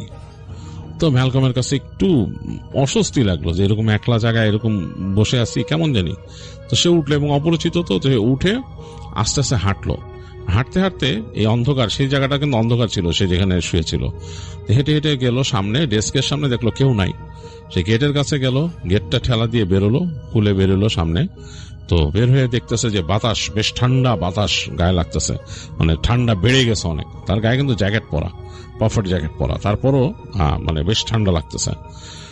তো এদিক ওদিক তাকালো, পার্কিং লটের দিকে তাকালো, দেখে আবার আকাশের দিকে তাকায়, মনে হচ্ছে যে স্নোফল হতে পারে, হ্যাঁ, মানে আকাশের যেরকম কালার ধারণ করছে। তো যাই হোক, আবার ঢুকে আসলো হাসপাতালে, হিটিং সিস্টেম ভালোই কাজ করতেছে। তো সে চিন্তা করলো যে আমি উপরে উঠি, উপরে যাই, কিছু খেতে হবে, ভেন্ডিং মেশিন টিশিন আছে নাকি। তো হেঁটে এসে ওখানে সিঁড়ি ছিল, আর ওই পাশে লিফট আছে। হাসপাতালটা টোটাল 3 তলা। তো সে ওই সিঁড়িতে উঠে উঠে দোতলায় গেল, দোতলায় গিয়ে দেখতেছে যে এই সামনের যে অংশটা ওই জায়গাটাও অন্ধকার করে রাখছে, মানে এই পাশে আলো জ্বলতেছে একটা, সেটার আলো দিয়ে হালকা আলো হচ্ছে। তো সে বুঝতে পারলো যে এটা হয়তো তারা এনার্জি সেভ করতেছে। তো ওইটা দেখে সে হেঁটে গেল সামনে যেয়ে সে খুঁজতেছে এখানকার কোনো ক্যাফেটেরিয়া বা কিছু মানে পায় কিনা। সে চিন্তা করতে করতে হাঁটতে দেখলো যে ভেন্ডিং মেশিন আছে 2টা, ওখান থেকে সে তার পকেটে কয়েন ছিল, চিপস বের করে নিল 2 প্যাকেট, বেরোয় সেটা নিয়ে হাঁটা দিয়েছে। সে চিন্তা করছে ক্যাফেটেরিয়া কোথায়। তো এখন যেখান থেকে হাঁটতেছে ওই জায়গাটা কিন্তু একটা ফাঁকা জায়গা, একটা প্যাসেজের মতো, খুব একটা আলো নাই, মানে দেখা যাচ্ছে যে একটা আলো যদি জ্বলে পরেরটা জ্বলে না, এরকম আর কি, মানে একটু আলো আধারির মতো। তো প্যাসেজ দিয়ে সোজা হেঁটে গেছে ম্যালকম, যে দেখতেছে হাতের ডান দিকে একটা দরজা, কাইন্ড অফ কাঠের দরজা, মাঝখানে একটা গ্লাসের দেওয়া। তো সে মনে করলো যে এইটা হইতে পারে এই ক্যাফেটেরিয়া, মোস্ট প্রবাবলি, কারণ ওইটার সামনে আলো আছে, মানে ওই যেই দরজাটার সামনে। সে ভাবলো হয়তো এখানে আসে মানুষ। তো সে যে নবটা ধরে ঘুরায় দরজাটা খুলে ফেললো। তো খোলার পর মনে হচ্ছে ভিতরে অন্ধকার। তো তারপরও ম্যালকম ঢুকছে ভিতরে, ঢোকার পরে সে লাইটের সুইচ দেখতেছে। ক্যাফেটেরিয়া হলে তো এখানে মানে থাকবে লাইট, এবং অনেক সময় দেখা যাচ্ছে রাতের বেলা ওখানে কিন্তু ক্যাফেটেরিয়া মানে যে সবসময় খাবার সার্ভ করে তা না, যদি এখানকার মানুষ থাকে কেউ, ওখানকার যে স্টেশনটা সেখানে বিক্রি হয়, আর নইলে দেখা যাচ্ছে তাদের একটা কফি স্টেশন থাকে, আরো একটা এরকম ভেন্ডিং মেশিন থাকবে এরকম, বা বসার জন্য 2টা টেবিল থাকতে পারে বসার জন্য এরকম। তো সে তাকায় দেখতেছে যে এইগুলো কিছু না, এই লাইটটা সে অন অফ করলো, দেখলো লাইটটা অন অফ হচ্ছে না, এবং রুমের শেষ মাথায় একটা জানালা, বড় জানালা, এবং জানালার মধ্যে কোনো ব্লাইন্ড নাই, ব্লাইন্ডটা ওঠানো, ব্লাইন্ডটা কেউ টেনে উঠায় রাখছে, পুরোপুরি ছাদের আলো আসতেছে ওইখান দিয়ে, এবং এই জানালার ওই পারে দেখা যাচ্ছে যে গাছের অংশ, সেই বড় বড় গাছ, পাতা ছাড়া সেগুলো ডাল টাল দেখা যাচ্ছে এরকম। আর দুই পাশে সে তাকায় দেখতেছে যে কিছু ইনকিউবেটর রাখা, মানে যে বাচ্চাদের যে ইনকিউবেটর থাকে বাচ্চাদের রাখার জন্য, সেই ইনকিউবেটর, খালি ইনকিউবেটর, মানে এগুলোর মধ্যে কেউ নাই, কিছু নাই, মানে খালি ইনকিউবেটর রাখা, মানে পাশে করে রাখা, মানে এগুলো হয়তো কোনো কাজে লাগে না এখন বা সামথিং লাইক দ্যাট, নষ্ট বা কিছু কাজে লাগে না, বা এগুলো এক্সেস এখানে রাখা হয়েছে। এটা মনে হয় kind of a store room. সে মনে করলো যে মেডিকেল ইকুইপমেন্ট মনে হয় এখানে স্টোর করা হয়, বা আই ডোন্ট নো, কোনো এক সময় হয়তো এটা ছিল, নিকিউ ছিল, হ্যাঁ, মানে যেখানে নিওনেটাল কেয়ার ইউনিট ছিল, এখন নাই। তো কিন্তু আলো নাই, কিন্তু ওই যে জানালার আলো যা ঢুকতেছে, ছাদের আলো, সেটা দিয়ে যতটুকু আলো হচ্ছে এখানে। তো সে মানে কয়েক সেকেন্ড দেখছে, এরকম দেখার পর সে চিন্তা করতেছে বের হয়ে যাবে। সে ঘুরে দরজার দিকে নবে হাত দিছে যে খুলে বের হয়ে যাবে। এই সময় সে পেছনে শুনল ফিস ফিস করে কে কথা বলল, ফিস ফিস, মানে কোন মেয়ে যদি ফিস ফিস করে কথা বলে যেরকম সেরকম। তো ম্যালকম হঠাৎ কে ফিস ফিস করে কথা বললো এখানে। সে ঘাড় ঘুরে তাকাইছে, তাকায় দেখছে জানলার কাছে একটা কালো কুচকুচে অবয়ব, হ্যাঁ, মানে দেখলে মনে হবে অনেকটা কালো চুলের দিয়ে যে বল থাকে, বল তৈরি, মানে কালো চুল দিয়ে যদি একটা মানুষ তৈরি করা হয়, পুরো শরীরটা চুলের, মানে কালো এরকম ফোলা, এরকম একটা মানুষের মতো অবয়ব, এবং সেটার চোখের জায়গায় দুটো চোখ আছে, বুঝতেছে, চোখগুলো জ্বলতেছে। আর সামনের যে হাত, মানুষটার যে হাতের আঙুলগুলো চোখা চোখা লম্বা, এটা জানলার কাছে দাঁড়ানো। এইটা ফিস ফিস করে কি জানি বলছে। তো ম্যালকমের সারা শরীরে রোম দাঁড়ায় গেছে, মানে তার মানে একদম ঘুসবাম্প হয়েছে, এবং মেরুদণ্ড বেয়ে একটা ঠান্ডা স্রোত নেমে গেছে, এবং সে আবার শুনলো ফিস ফিস করে তাকে বলতেছে you are not welcome here. এটা যে এমন ভাবে বলছে ফিস ফিস করে, তার কাছে ভয় লেগে গেছে, মনে হচ্ছে যে ওইখান থেকে শব্দটা বলতেছে তার কানের পাই দিয়ে চলে যাচ্ছে, এবং ওই যে ফিগারটাকে সে দেখছে এই জানালার কাছে, এটাই তার কাছে প্রচন্ড রকমের ভয় লাগছে। তো ম্যালকম দ্রুত ঘুরে সেই দরজাটা খোলার চেষ্টা করলো, দেখলো যে দরজার যে হ্যান্ডেলটা বরফের মতো ঠান্ডা, আর দরজাটার নবটা নামতেছে না নিচে, এটা মনে হচ্ছে কেউ লক করে দিচ্ছে এই পাশ থেকে। ম্যালকম ভয়ের চোটে মানে প্রচন্ড ভয় পেয়েছে, সে দ্রুত ঘুরছে, ঘুরে দরজার দিক পিঠ দিয়ে সে সামনে তাকাইলো, দেখলো তার খুব কাছেই সে অবয়বটা, তার খুব কাছেই, এবং কেমন একটা স্মেল, মানে ওইটার থেকে কেমন একটা স্মেল আসতেছে। ম্যালকমের কাঁধের মধ্যে ওইটা হাত রাখলো, ম্যালকম পুরা অনুভব করলো, মনে হলো তার কাঁধের একটা পাশ পোড়াই দিতেছে কেউ, মানে গরম কিছু দিয়ে তার কাঁধের মধ্যে টাচ করছে। তার হাত থেকে সে ওই যে তার হাতে চিপসের ব্যাগ ছিল পড়ে গেল ঠাপ ঠাপ করে। পড়ে যাওয়ার পর ম্যালকমের আর কিছু মনে নাই, মানে তার মাথা পুরো ভ্যাকেন্ট। তো ম্যালকমের যখন হুঁশ ফিরছে, ম্যালকম নিজেকে আবিষ্কার করলো সে একটা রুমের ভেতরে, এবং একটা হসপিটাল বেডে সে শুয়ে আছে। তো সে তাড়াতাড়ি উঠে বসলো, উঠে বসে তাকাচ্ছে আশেপাশে। তো ইউজুয়াল হসপিটাল যেরকম হয় সেরকম লাগে নাই তার কাছে। তার কাছে দেখে মনে হলো যে এই যে বিছানাটা এসে শুয়ে আসছিল ওইটা বেশ মানে শক্তপোক্ত অন্যরকম বিছানা। তো সে উঠে দেখতেছে যে বিছানাটা মাটির সাথে যে ফ্লোর আছে সে ফ্লোরের সাথে নাট দিয়ে লাগানো, মানে শক্ত করে আটকানো। তো ম্যালকম চিন্তা করছে আমি বিছানায় কেমনে আসলাম, এবং দেখলো রুমের মধ্যে আলোটাও বেশ কম, এবং রুমের চারপাশ খেয়াল করলো যে তার ওখানে যাওয়ার মতো কোনো জায়গা নাই, হ্যাঁ, মানে পুরা অন্যরকম। তো সে দেখতেছে যে ওই রুমের সামনে, মানে সেই যে রুমে আছে সামনে একটা কাচের এরকম উইন্ডোর মতো আছে। তো সে দেখতে পাচ্ছে না কিছু, মনে হইতেছে এটা আয়না। তো ম্যালকম তাড়াতাড়ি উঠে যে দরজা খোলার চেষ্টা করলো, দেখলো দরজাটা লক। তো ম্যালকম যে ওই যে আরেকটা দরজা পাইছে রুমে, সেটা খুলে দেখে বাথরুম, এবং সেই বাথরুমের যে মিরর, সেই মিররটা মিরর না, ওইটা ফিক্সড একটা স্টিলের মতো রিফ্লেকটিভ জিনিস, যেটা মানে খোলা যাবে না, কাঁচ নাই ওইখানে। তো ম্যালকম বোঝার চেষ্টা করতেছে সেইখানে কিভাবে আসে, এবং সে দেখলো সেটা গাউন পরা গায়ে। তো সে ওখানে বের হয়ে যায়, সে চিৎকার করা শুরু করলো, হ্যালো সামবাডি হেল্প মি বলে সে নক করা শুরু করলো দরজার মধ্যে। কোনো সাড়া শব্দ নাই। কতক্ষণ পর্যন্ত সেরকম ট্রাই করলো, বসে থাকলো এবং সে একদম আপসেট হয়ে বসে থাকলো। অনেকক্ষণ পর দেখলো দুজন লোক আসছে, দরজা খুললো, বেশ মানে বলিষ্ঠ মানুষ দুজন। হসপিটালে তাকে এসে বলতেছে যে তোমার হুঁশ ফিরছে, তোমার কি অবস্থা, কি ঘটনা কি, বলে দুজন দরজা লাগাই দিছে। তো একজনের হাতে তার প্রেসার মাপার মেশিন এরকম নিয়ে আসছে। তো ম্যালকম বলছে আমি কোথায়? তো বলছে ওকে রিল্যাক্স, তুমি রিল্যাক্স করো, তুমি এখন এটা একটা ফ্যাসিলিটির মধ্যে আছো, তোমাকে এখানে আনা হয়েছে কারণ তোমার ইভ্যালুয়েশনের জন্য, তোমার মেন্টাল স্টেট ইভ্যালুয়েশনের জন্য। ম্যালকম বলতেছে আমি কি করছি? বলে তুমি কি করছো, তোমার কিছু মনে নাই? বলে না। তো বলে তারা প্রেশারটা নিয়ে নেই।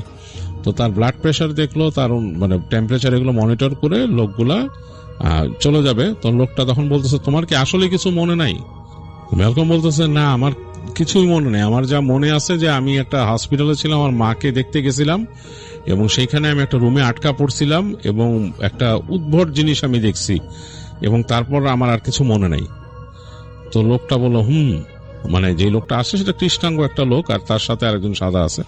তো দুইজনে কথা বললো আস্তে আস্তে নিচু স্বরে, একটু দূরে যে। তারপর এই যে কৃষ্ণাঙ্গ লোকটা বললো যে লিসেন, তোমাকে আমি বলি কিছু কথা, এটা শোনো। তুমি খুব উইয়ার্ড একটা কাজ করছিলা, তুমি যে ওই হসপিটালে ছিলা সেখানে তুমি নার্সকে মারতে গেছিলা। তো সে বলে মানে? ম্যালকম বলতেছে মানে আমি কিছু বুঝতেছি না। বলে ওইখানে তুমি হাসপাতালে ছিলা, উই গট দ্য রিপোর্ট যে তুমি হাসপাতালে ছিলা তোমার মায়ের সাথে, and on that very night তুমি অন্য একটা ফ্লোরে ঘাপটি মেরেছিলা হাসপাতালের। সেখানে যখন নার্স আসছিল, ডিউটি নার্স, তুমি একটা ধারালো কেচি নিয়ে তার দিকে ছুটে আসছিল তাকে আঘাত করতে এবং তুমি বেশ বিভৎস রকম চিৎকার করতেছিলা এবং তোমাকে তখন ওই নার্স যখন দৌড়ায় নার্সের পেছনে পেছনে, তখন তার চিৎকার শুনে সিকিউরিটির লোকরা দৌড় দিয়ে আসে, এসে তোমাকে আটকায় ফেলে। তুমি লাকিলি তাকে হার্ট করতে পারো নাই। তো তুমি হাসতেছিলে এবং বিভৎস রকমের চিৎকার করতেছিলা। তো তোমার মেন্টাল স্টেট নিয়ে সবাই সন্দেহান ছিল যে তুমি নিশ্চয়ই মেন্টালি কোনো পেশেন্ট বা সমস্যা আছে তোমার।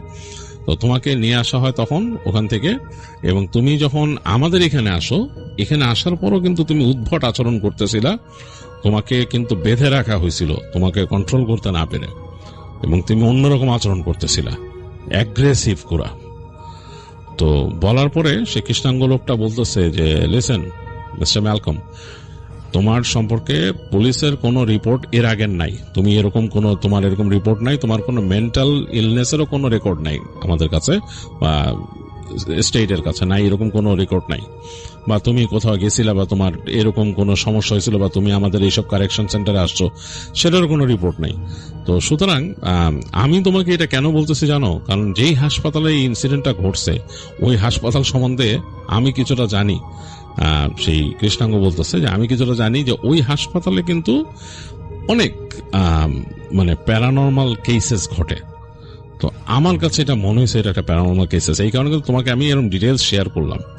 যাই হোক, তোমাকে যদি তোমার আরেকটা ভালো বুদ্ধি দেই, তুমি যদি এখান থেকে ছাড়া পেতে চাও, তুমি সেই ইকে বলবা যে তোমার যিনি তোমাকে ফার্স্টে যেদিন ইভ্যালুয়েট করছিল ডাক্তার, আনার পরে তোমার কিন্তু এর মাঝখানে 2 দিন চলে গেছে এবং এর মাঝখানে কিন্তু তুমি যতবারই উঠছো তোমার আচরণ অন্যরকম ছিল, এইবারই তোমাকে বেশ নর্মাল পাওয়া গেল। তো তুমি সেই ডাক্তার যিনি ইভ্যালুয়েট করবেন তাকে তুমি বলবা যে আমি ঠিক আছি, আমি কিছু একটা দেখে ভয় পাইছিলাম, অনেক প্যানিকড হয়ে গেছিলাম, এই কারণে এরকম হয়েছে, এরকম শান্ত হয় না, আই ডোন্ট নো কেন হয়েছে। তো ডাক্তার হয়তো তোমাকে যে চেক করবে, কিছু কিছু মেডিকেল চেক টেক করতে পারে, কিছু ওষুধ দিতে পারে, বাট ইভেন্চুয়ালি হল লেট ইউ গো, যদি তুমি নর্মাল আচরণ করো। তো ম্যালকম তখন বুঝতে পারে যে সে একটা ভেজালে পড়ে গেছে। হ্যাঁ, সে বলে যে আমার প্যারেন্টের সাথে কি আমার দেখা করতে দিবেন, আমার মা অসুস্থ ছিল। বলে তোমার মা, সে ইজ ফাইন নাও, সমস্যা নাই, তাকে বাড়ি পাঠাই দিছে, সে বাসায় চলে গেছে অলরেডি, আর তোমার বাবা আসবে কালকে তোমার সাথে দেখা করতে। সো টেক কেয়ার এবং ঘুমাও, তোমাকে দেখতে চায় তারা, তো ঘুমাও, তোমাকে কিন্তু মনিটর করতেছে তারা। যাই হোক, ম্যালকম তাদের সাথে কথা বলে সে একটু ডিসাইড করে মাথায় এবং তাকে ঘুমাইতে দেয়। তো ম্যালকম ঘুমায়, ঘুমের মাঝে সে উল্টাপাল্টা স্বপ্ন দেখে এবং মানে ভয়ঙ্কর স্বপ্ন। সে স্বপ্নে দেখে যে তার বিছানার আশপাশ দিয়ে সেই যে সে কালো কুচকুচে চুলের মতো অনেকটা এরকম, এবং মানে সেটা চুল বা ধোঁয়া যেটাই বলে, গাঢ় অন্ধকার তার বিছানার আশপাশ দিয়ে ঘুরতেছে, এবং সে কানের কাছে হাসি শোনে, তার কাছে কানে কাছে খ্যাক খ্যাক করে হাসে, এবং তাকে নাকি এসে বলে যে I have come for your soul. তো ম্যালকম ভয় পায়, সে ঘুমের মধ্যে ভয় পায়, সে চিৎকার করে ওঠে। তো যাই হোক, তারপরে ম্যালকমের বাবার সাথে ম্যালকমের দেখা হয় পরদিন। ম্যালকমের বাবা তাকে বলে যে আমি লয়ারের সাথে কথা বলছি এবং তোমার সব রেকর্ড রেডি করছি, তোমার ওরকম কোনো চিন্তা নাই, কি হয়েছিল ব্যাপারটা আসলে তুমি মেডিকেলে যদি প্রুভেন, ডাক্তার তোমাকে করতে পারে যে তোমার সমস্যা নেই, ছেড়ে দিবে তোমাকে ছোটখাটো কিছু টেস্ট করে। যাই হোক, ম্যালকম ওখানে এরকম দু একদিন থেকে তারপর ছাড়া পায় ওখান থেকে। তো ছাড়া পাওয়ার পরে ম্যালকমের বাবা তাকে বলে যে আমি এটাও খবর নিছি যে ওই হাসপাতালটার মধ্যে প্যারানর্মাল সমস্যা আছে, তোমার মাও উল্টাপাল্টা জিনিস দেখছে এখানে। ম্যালকম বলে কি দেখছে আমার মা? তোমার মা দেখতো যে তার রুমের আশপাশ দিয়ে কে যেন চলাচল করতো, তো তোমার মা ভয় পেত। একে তো তার এরকম স্ট্রোক হয়েছিল, তারপরে সে ভয় পেত, সে দেখতো যে কেউ হাঁটা চলা করে ওই রুমের ভেতর থেকে, এবং মানে যখন নাকি লাইট জ্বালাইতো তখন মনে হতো যে ফিগারটা উধাও হয়ে গেছে, এরকম দেখতো তোমার মা। আর ওই হাসপাতাল সম্বন্ধে আরো খোঁজ খবর নিছে, এটা ওই হাসপাতালটা আসলে হন্টেড হাসপাতাল, বলে সমস্যা আছে। তো আমি তোমাকে যেটা করব, তোমাকে এখন আমি একজন প্রিস্ট আছে আমার বন্ধুর পরিচিত, ওনার কাছে নিয়ে যাব।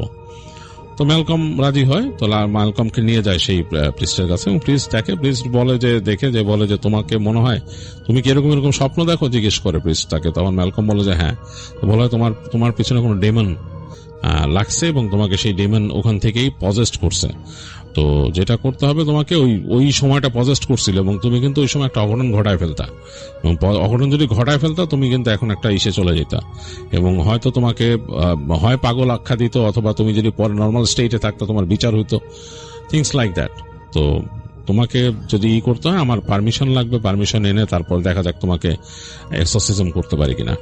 তো প্রিস্ট নাকি সময় নিয়ে বিভিন্ন রকম তার যে ডকুমেন্টেশন বা কাজকর্ম যেটা করে একদিন সে ডিসাইড করে যে অমুক দিন ম্যালকমকে তিনি এক্সরসিজম করবেন। তার সাথে আরেকজন প্রিস্ট নিয়ে আসেন, দুইজন মিলে ম্যালকমরে তারা করে এক্সরসিজম করে, এবং এক্সরসিজম করে নাকি বের করে যে ওই যে ম্যালকম সেদিন যে হেঁটে গেছিল ওইখানে, সে ওই রুমটার মধ্যে ওই ডার্ক এনার্জি বা ডেমন, তারা যেটা বলছে ডেমন বা আমরা যেটা বলবো জিন, একটা ভয়ঙ্কর জিন বা ওখানে থাকতো আর কি, ওইটা তার ছিল।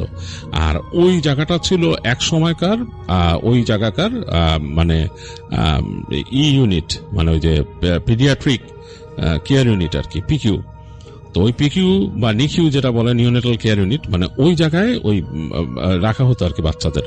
তো ওই জায়গায় নাকি মানে নিউবর্ন বাচ্চারা ওখানে থাকতো আর কি। ওইটার পরবর্তীতে ওই ইউনিটটা বন্ধ হয়ে যায়, ওই দিক থেকে বন্ধ হয়ে যায়, এবং ওই জায়গায় আসলে ওই পেশেন্টও কম যায় আর কি। ইমার্জেন্সি না হলে সাধারণত কোনো মহিলারাও যেত না, হাসপাতাল সম্বন্ধে কিছু তাদের কাছেই ছিল আর কি, ভয় পেত তারা, সোজা কথা। যে এই রিপুটেশন তারা শুনছে যে এরকম এরকম ব্যাপার স্যাপার থাকে, তারা যেত না ওইখানে। তো যাই হোক, ওই নিকিউ পিকিউটা ওইখানে বন্ধ হয়ে যায় ইউনিটটা ওইখানে। তো ওই যে ডার্ক এনার্জিটা বা ডার্ক যে ওইটা নাকি ওখানে থাকতো। তো ওই দিন যখন নাকি ম্যালকম যে ঢুকছে, সে ম্যালকমকে ওখানে দেখে পজেস করছে, এবং পজেস করে সে তো ওদের কাজই ওইটা যেটা অঘটন ঘটানোর চেষ্টা করছে, যেহেতু সে ভয়ঙ্কর। ওই ডার্ক এনার্জি ওইখানকার একটা নার্সের উপর নজর দিয়েছিল, যে নার্সটা সে ছিল প্রেগন্যান্ট এবং সে তাকে দূর থেকে মনিটর করত। তো সেই মেয়েটা আবার খুব মানে পায়াস ছিল, সেই যে নার্স ছিল সে খুব পায়াস এবং সে খুব প্র্যাকটিসিং ছিল। তো তাকে সে সরাসরি কোনোভাবে কিছু করতে পারতেছিল না। তো সে যখন নাকি ম্যালকমকে পজেস করে সে ম্যালকমের মাধ্যমে চেষ্টা করে তাকে এরকম আক্রমণ করতে। তো যাই হোক, সেই মেয়েটা বেঁচে গেছে এবং সে তো প্র্যাকটিসিং মানুষ, তো সে বেঁচে গেছে। আর ম্যালকমও ওইভাবে আর ওই কোনো দুর্ঘটনা ঘটাইতে পারে নাই, ম্যালকমকে তারা নিয়ে গেছিল। তো যাই হোক, প্রিস্ট তখন এক্সরসিজম করে ম্যালকমের থেকে ওই জিনিসটাকে আলাদা করে, এবং আলাদা করে সে ম্যালকমকে ওই মানে ওই অধ্যায় থেকে বের করে নিয়ে আসে আর কি।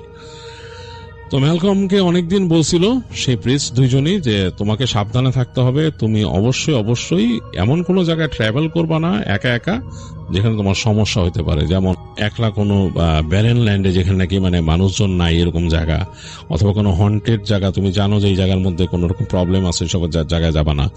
একলা একলা কোনো পার্কিং লটে রাতের বেলা যে গাড়িতে বসার চেষ্টা করবা না, ওখান থেকে বের হয়ে আসার চেষ্টা করবা না। চেষ্টা করবা তোমার সাথে কাউকে রাখতে, অথবা তুমি গভীর রাতে এরকম চলাফেরাটা নিজেকে কেয়ারফুল রাখবা। আর তাকে বলে যে তুমি অবশ্যই প্রেয়ার অ্যাটেন্ড করবা ইত্যাদি ইত্যাদি, তাকে অনেক কিছু বলে দেয় তাদের ইনস্ট্রাকশন। তো ম্যালকম সেগুলো মেনে চলতো। আস্তে আস্তে ম্যালকমের তো বয়স হয় এবং সে বিয়ে শাদী করে, তার ছেলে মেয়ে হয় এবং সে মোটামুটি তার যে প্র্যাকটিস সেটা সে ঠিক রাখে। পরবর্তী সে স্টেট মুভ করে যায়, তার বাবা মা মারা গেছে ওখানে। তো এই ছিল ম্যালকম অ্যান্ডারসনের ঘটনা।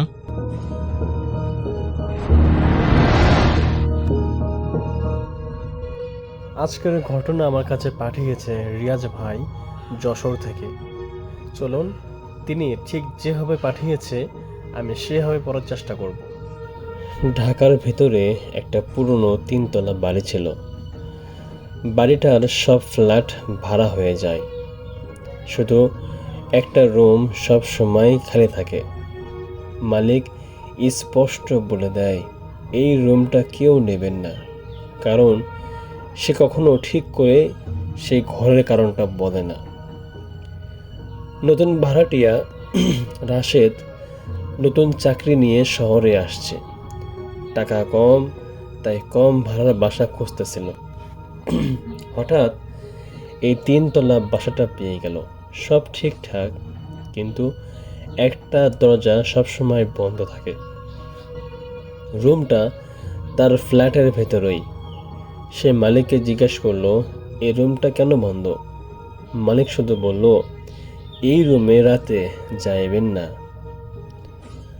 রাত 12টার পর রাশেদ শুনতে পেল ঠক ঠক একটা শব্দ, যেন দরজার ভেতর থেকে শব্দটা ভেসে আসছে। মনে হলো ভেতর থেকে কেউ দরজায় ধাক্কা দিচ্ছে। সে ভাবলো হয়তো ইঁদুর বা কোনো বড় পোকামাকড় হবে। কিন্তু তারপর একটা কণ্ঠ এলো, খুলে দাও। একটা মেয়েলি কণ্ঠ, যে আমার দরজাটা খুলে দাও। খুব দুর্বল, কিন্তু কণ্ঠটা খুব স্পষ্ট ছিল।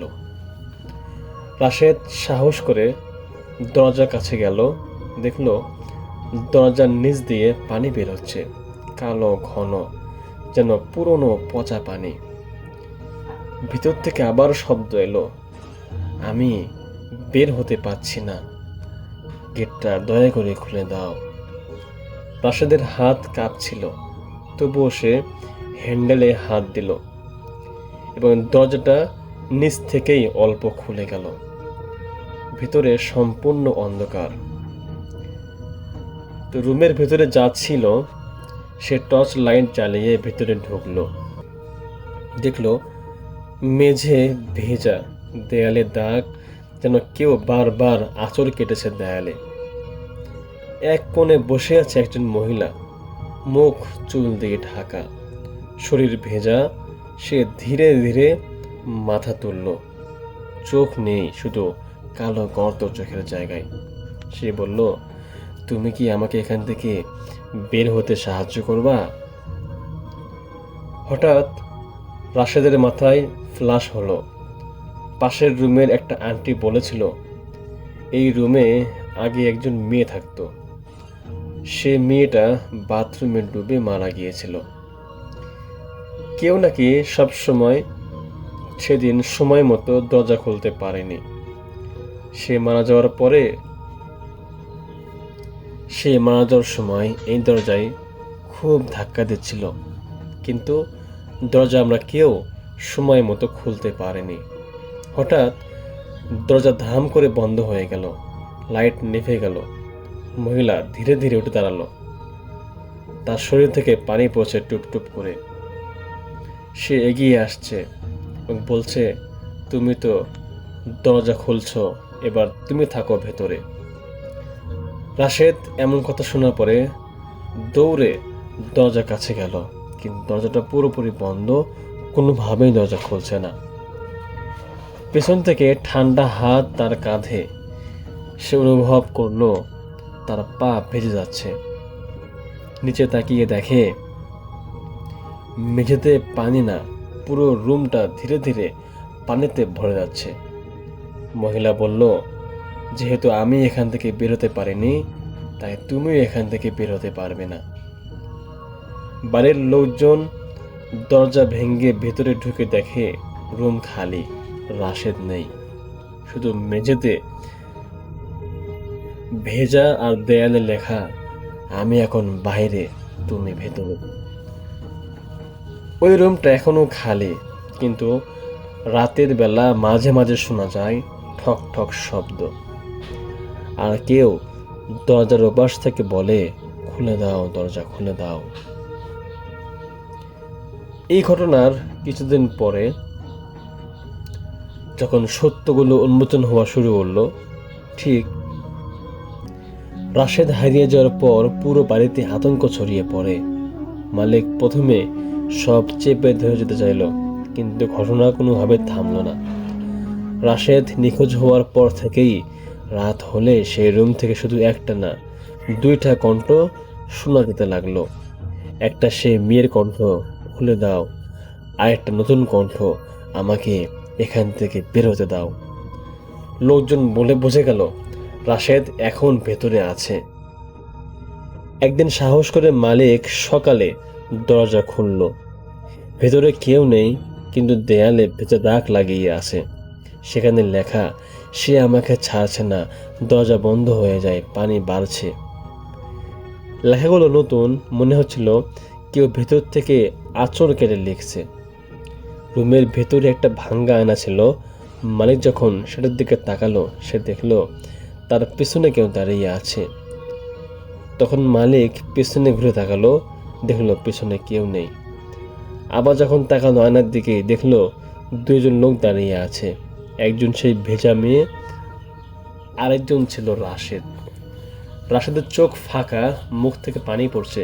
সে ধীরে বলল, আমাকে বের করে নেন। হঠাৎ দরজা আপনা আপনি বন্ধ হয়ে গেল। মালিক দৌড়ে খুলতে গেল, কিন্তু দরজা অলরেডি আটকে গিয়েছে। ভেতর থেকে জোরে ধাক্কা, ধাম ধাম করে।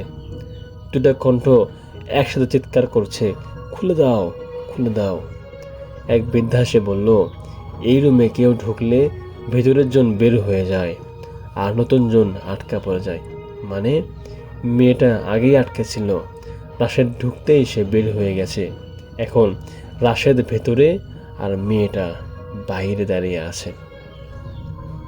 আজও যদি কেউ এই বাসায় নতুন ভাড়া নিতে যায়, কখনো কখনো দরজা ভেতর থেকে শোনা যায় এখনো, এবার তুমিও আসো, আমি অনেক ক্লান্ত হয়ে গিয়েছি।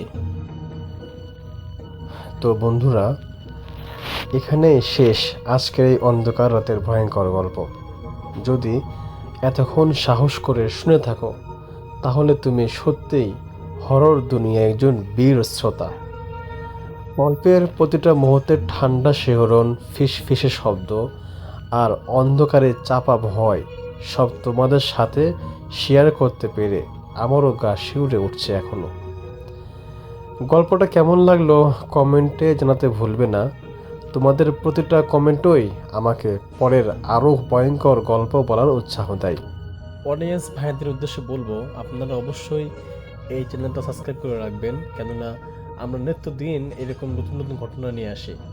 এবং আশা করতেছি যে আপনারা অবশ্যই গঠনমূলক মন্তব্য করবেন, কেননা আমরা সবাই সব সময় আপনাদের মন্তব্যগুলো পড়ি এবং রিপ্লাই করার চেষ্টা করি। এবং যদি আপনাদের সাথে এরকম কোনো বাস্তব ঘটনা ঘটে থাকে, আপনারা অবশ্যই আমাদেরকে জানাবেন। পরবর্তী এপিসোডে আমরা আপনাদের ঘটনা নিয়ে আসব। দেখা হচ্ছে পরবর্তী কোনো এপিসোডে। আজকের মতো এখানেই, আল্লাহ হাফেজ।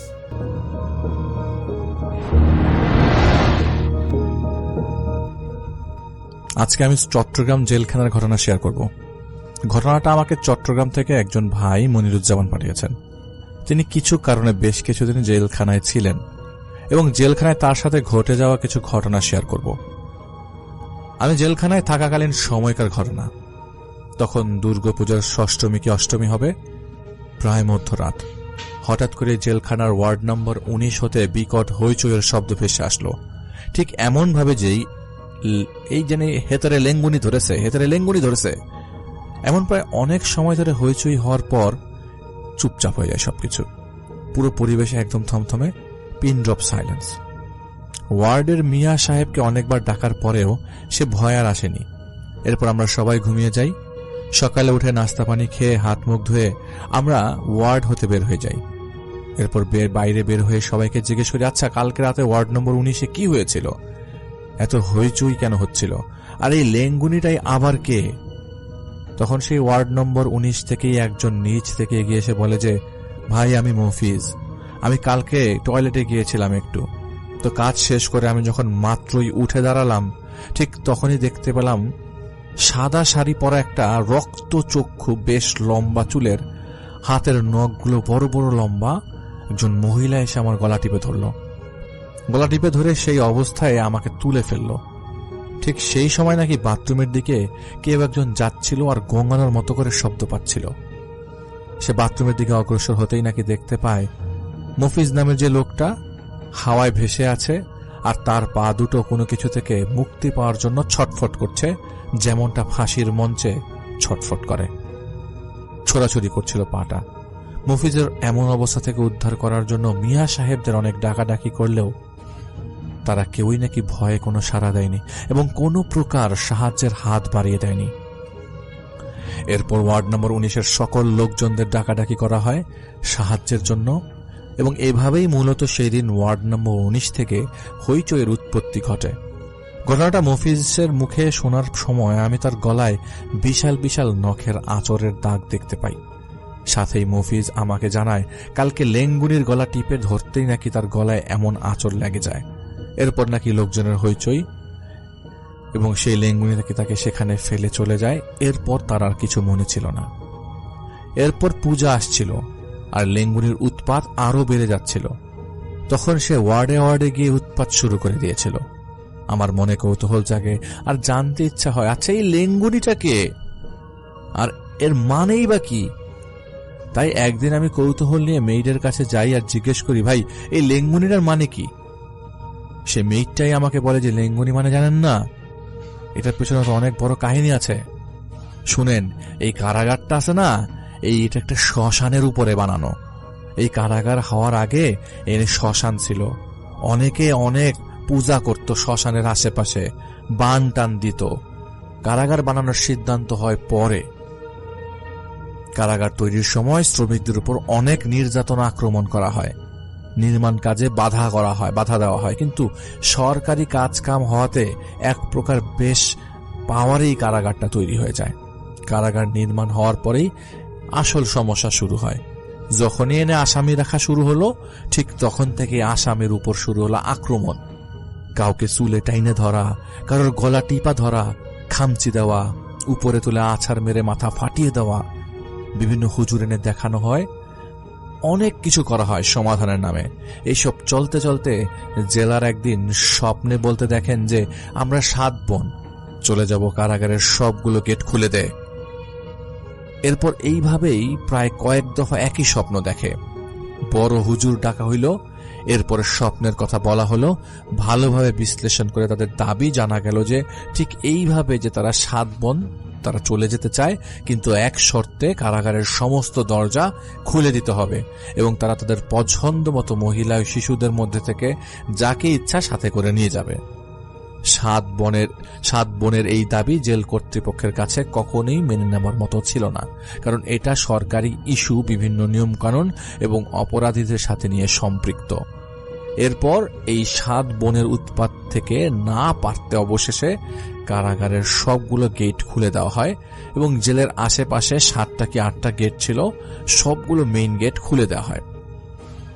এটা প্রায় যুদ্ধের আগের ঘটনা, যখন কারাগারটি নতুন বানানো হয়েছিল। তখন সেখানে আসামি লোকজনও তেমন বেশি ছিল না, 500 কি 600 হবে মহিলা শিশু মিলিয়ে। তো কারাগারের সবগুলো গেট খুলে দেওয়া হলে সকল মহিলা ও শিশু আসামিদের গেটের বাইরে কিছুক্ষণ রাখা হয়। এরপর একে একে আবার সবাইকে কারাবন্দী করা হয়। এখন এখান থেকে তখন সেই 7 বোন তাদের পছন্দের মতো মহিলা এবং শিশু নিয়ে চলে গেছে। কিভাবে কাকে নিয়েছে এবং তাদের মধ্যে কয়জনই বা চলে গেছে সেটা জানার মতো কোনো উপায় ছিল না। কয়েকদিন যাওয়ার পর কারাগারে আবার সেই আগের মতো উৎপাত, কান্না করতে করতে হেঁটে হেঁটে কে যেন চলে যেত। মধ্যরাত হলেই শুধু কান্না আর হেঁটে হেঁটে যাওয়ার শব্দ। কান্নার শব্দ কারাগারের লোকজনে অতিষ্ঠ হয়ে যায়। এখন এই কান্না করার পেছনে কারণ কি? তাদের চাহিদা তো পূরণ হয়েছে, তাদের তো চলে যাওয়ার কথা ছিল, তাহলে তারা কে? এরা আবার কে? তাদের চাহিদা পূরণ হলে তো তারা চলে যাবে বলেছিল, তাহলে তারা চলে গিয়ে আবার ফিরে আসলো কেন? আবারও বড় হুজুরকে ডেকে আনা হলো। সবকিছুর বিশ্লেষণে জানা গেছে সেদিন কারাগারের গেটগুলো খুলে দেওয়ার পরে সেই 7 বোনের মধ্যে 6 জনই চলে গেছে, কিন্তু একজন যেতে পারেনি। যে যেতে পারেনি সে নাকি ভালোভাবে হাঁটতে পারে না, লেংড়িয়ে লেংড়িয়ে হাঁটে, ল্যাংরা। সেই দিন গেট খুলে দেওয়ার পর তাদের 7 বোনের মধ্যে 6 জনই চলে গেছিল। তখন নাকি সেই লেঙ্গুনি ঘুমিয়েছিল, না জানো কি করছিল, তারা তাদের বোনদের সাথে বেরিয়ে যেতে পারেনি। এখন সেই লেঙ্গুনি তার বোনদের অনেক মিস করে এবং বোনদের কাছে চলে যেতে চায়, কিন্তু সে যে চায় তার বোনদের কাছে যাওয়ার জন্য কারাগার কর্তৃপক্ষ যেন আগের মতো করে কারাগারের সবগুলো গেট খুলে দেয়। কিন্তু এই দাবি তো আর মুখের কথা না, সিরিয়াস ইস্যু বললেই করা যাবে না, সরকারি কার্যক্রম, অনেক পারমিশনের প্রয়োজন পড়ে, ইত্যাদি ইত্যাদি। আর তার যেতে ইচ্ছে করলে সে নিজ থেকেই যেতে পারে, এভাবে কারাগারের গেট খুলে দেওয়ার কোনো মানেই হয় না। তারপর লেঙ্গুনির দাবি জেলার মেনে না নিলে এর কিছুদিন পরেই জেলারের ছেলেকে সে মেরে ফেলে। সেই জেলারের ছেলেটির কবর এখন কারাগারের ভেতরেই আছে। এরপর জেলারটাও সেখান থেকে চলে যায়। এই ছিল লেঙ্গুনির ইতিহাস। এখন আসা যাক বর্তমান সেই ওয়ার্ড নম্বর 19-এর মফিজের ঘটনার পরের ঘটনায়। কারাগারে আরেক ওয়ার্ডে লেঙ্গুনি উৎপাত করে। সেদিন নাকি একটা লোক জানালার দিকে পা দিয়ে ঘুমিয়েছিল, তো মধ্যরাতে নাকি সেই লেঙ্গুনি নাকি লোকটার পা টেনে জানালা দিয়ে বের করে দেয়। এরপর নাকি লেঙ্গুনি গিয়েছিল মহিলা ওয়ার্ডে, সেখান থেকে কয়েকজন মহিলাকে তুলে তুলে নাকি আছাড় দিচ্ছিল। ওয়ার্ড নম্বর 19-এর ঘটনার পর আমরা ওয়ার্ড নম্বর 20-এর লোকজনদের বেশ সাবধানে থাকা শুরু করি। আমাদের পুরো কারাগারে মনে করেন ওয়ার্ড নম্বর 20-এই আমরাই নামাজ কালাম 5 ওয়াক্ত ভালোভাবে আজান দিয়ে আদায় করতাম।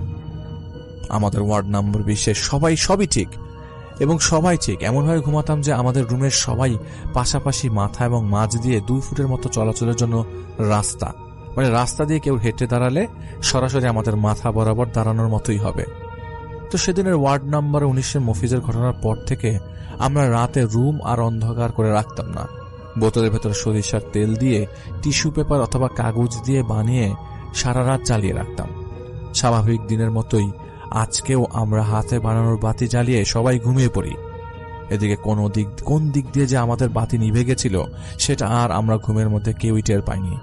এরপর হঠাৎ করেই আমাদের ঘুমটা কিভাবে যেন ভেঙে যায়, আর আমার গায়ের পশম খাড়া হয়ে যাচ্ছে বলতে যে আমি ঘুম ভাঙার সাথে সাথেই দেখলাম আমার মাথা বরাবর কপাল অবধি কেমন ধোঁয়া দিয়ে ভরা, সারা ঘর ধোঁয়া দিয়ে অন্ধকারাচ্ছন্ন, কিছুই দেখা যাচ্ছিল না। আমি জিনিসটা টের পেয়ে কিছু বুঝে ওঠার আগেই যখনই না শোয়া থেকে উঠতে যাব ঠিক তখনই আমার পাশে শুয়ে থাকা জামিল ভাই আমার হাতটা খপ করে ধরে ফেলেন আর বলে, এই নড়িস না, শুয়ে থাক, চুপ করে শুয়ে থাক। আমার ঘুম ভাঙার আগেই জামিল ভাইয়ের ঘুম ভেঙে গেছিল, আর তিনি সবকিছু বুঝতে পেরে সব চুপ করে শুয়েছিলেন। জামিল ভাইয়ের এই নড়িস না, চুপ করে শুয়ে থাক কথাটা আমার কলিজাটা খত করে ওঠে, আর আমি বুঝে গেছিলাম যে এটা আসলে কি। এটা ছিল সেই লেঙ্গুনি। এরপর আমি তো মনে মনে আয়াতুল কুরসি পড়তে থাকি। এরপর সেই ধোঁয়াটা আস্তে আস্তে করে আমার আর জামিল ভাইয়ের উপর থেকে সরে গিয়ে পরের লাইনে কবির মামাদের উপর দিয়ে আবৃত হয়। এদিকে মামারা ঘুমে, ওনাদের কোনো খবর নাই। দেখলাম সেই ধোঁয়াটা নাইম ভাই আর লিটু মিয়ার মাঝখানে দিয়ে ঢুকছে। নাইমুদ্দিন হিরু ভাই আর লিটু মিয়ার মাঝখান দিয়ে এটা লিটু মিয়ার পাশে গিয়ে শুয়ে পড়ে। লিটু মিয়ার পাশে গিয়ে শুয়ে বেশ কিছুক্ষণ তার দিকে তাকিয়ে থাকে। এই তাকিয়ে থাকার বিষয়টা দেখেছে আবার নাইমুদ্দিন হিরু এই তাকিয়ে থাকার বিষয়টা দেখেই এক চিৎকার দিয়েছে। এই চিৎকার শুনে পুরা ওয়ার্ড নম্বর 20-এ হইচই শুরু হয়ে যায়, ছোটাছুটি শুরু হয়। ওয়ার্ড নম্বর 19-এর ঘটনায় আমরা যেভাবে আতঙ্কিত হয়েছিলাম, এবার আমাদের ওয়ার্ড নম্বর 20-এর ঘটনায় ঠিক সেভাবে পুরো কারাগারে আতঙ্কের সৃষ্টি হয়। 10 সেকেন্ডের মধ্যে একদম সবার ঘুম ভেঙে পাগলা গন্ডায় পরিণত হয়ে যায়। এখন কিভাবে কিভাবে চিৎকার চেঁচামেচি হই হই করছে, আমি তো মনে করেন আয়াতুল কুরসি পড়তেই আছি, মুখ দিয়ে বের হচ্ছিল না, তাও পড়ছিলাম। এদিকে আয়াতুল কুরসি পড়ছিলাম, অন্যদিকে শরীরের লোম পশম খাড়া হয়ে যাচ্ছিল। আমাদের ওয়ার্ড নম্বর 20-এ মিজান ছিল, যাকে ডাকাত মিজানও বলা হতো। সে আবার কোরআনের হাফিজ ছিল। সে উঠে সোজা পশ্চিম দিকে ফিরে আজান দেওয়া শুরু করে দিল। আল্লাহু আকবার, আল্লাহু আকবার বলার সাথে সাথেই কেমন একটা ধিম করে শব্দ হলো, আর চারপাশের ধোঁয়া কেটে গেল, লেঙ্গুনি চলে গেল। এখন আমাদের মাঝে সবাই এবার একটু সাহস করে বাতি জ্বালানোর কথা বলতে লাগলাম। খুব ভয়ে ভয়ে আতঙ্ক নিয়ে বাতি জ্বালানোর পর দেখলাম আমাদের ওয়ার্ড নম্বর 20-এর পুরো ফ্লোরটা রক্ত দিয়ে ভেজা, আর মিজান মাটিতে পড়ে আছে। সবাই চিৎকার চেঁচামেচি করে মিয়া সাহেবদের ডাকাডাকি করলাম, কেউই ভয়ে আসতে চাইছিল না। এরপর 3 জন একসাথে হয়ে ওয়ার্ড নম্বর 20-এর দরজা খুলে মিজানকে হাসপাতালে নিয়ে যায়। সেদিন রাতে আমরা কেউই ঘুমাইনি, সবাই জেগে জেগে পাহারা দিচ্ছিলাম। এর পরের দিন মিজানকে দেখতে যাই, আর দেখলাম তার মাথায় 4টা সেলাই পড়েছে। সেদিন রাতে আপাতত দৃষ্টিতে সবাই দেখেছিল মিজান পড়ে গেছিল, আর সেখান থেকেই তার মাথা ফেটে রক্ত বের হয়ে গেছে।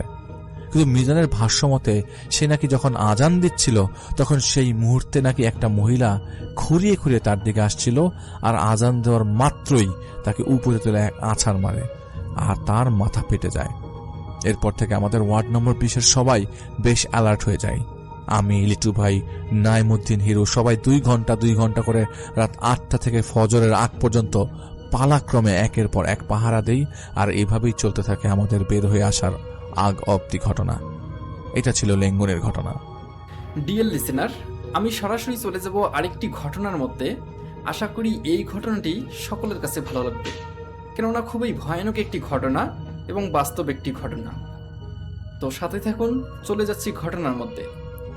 এই ঘটনাটি ঘটে আমাদের এলাকার 2 বন্ধুর সাথে। এরা 2 জন মাঝে মধ্যেই মাছ ধরতে যাইতেন রাত 12টার দিকে। তো একদিন রাত 12টার দিকে 2 জনেই মাছ ধরতে গেলেন নদীর মধ্যে। তো যাওয়ার পরে ওই 2 জনের কাছে ছিল একটি লাইট এবং একটি ঝাঁকি জাল। তো 2 জনে নৌকার মধ্যে ওঠেন এবং লাইট দেখে দেখে মাছ যেখানে ঠিক সেই জায়গায় ঝাঁকি জালটা ফেলে মাছগুলো তোলেন। তো এইভাবে 2 বন্ধু অনেকগুলো মাছ ধরেন। মাছ ধরার পর প্রায় রাত 2টা কি 3টার কাছাকাছি হবে। সেই সময় ওদের কাছে কোনো ঘড়ি ছিল না, তবে আইডিয়া করতে পারছে আর কি, কেননা 12টার সময় গিয়েছে, 1.5-2 ঘন্টা তো আইডিয়া করাই যায়। তো মাছ ধরতে ধরতে এক সময় ওরা 2 জনেই ক্লান্ত হয়ে যায়, অনেকগুলো মাছ ধরছে। তো একজন বলে যে আজকে আর মাছ না ধরি, চল বাড়িতে চলে যাই। তো নৌকা দিয়ে আসা শুরু করলো। যখন কিনারায় আসলো, আসার পর ওই মাছগুলো একটি ব্যাগের মধ্যে ভরবে। ঠিক সেই সময় একটিও মাছও নাই নৌকার মধ্যে। 2 জনে দেখে অবাক যে মাছগুলো গেল কোথায়। ওরা ভাবতেছে হয়তোবা নৌকার কোনো জায়গায় ফুটা আছে, সেই ফুটা দিয়ে হয়তোবা মাছগুলো বেরিয়ে গেছে।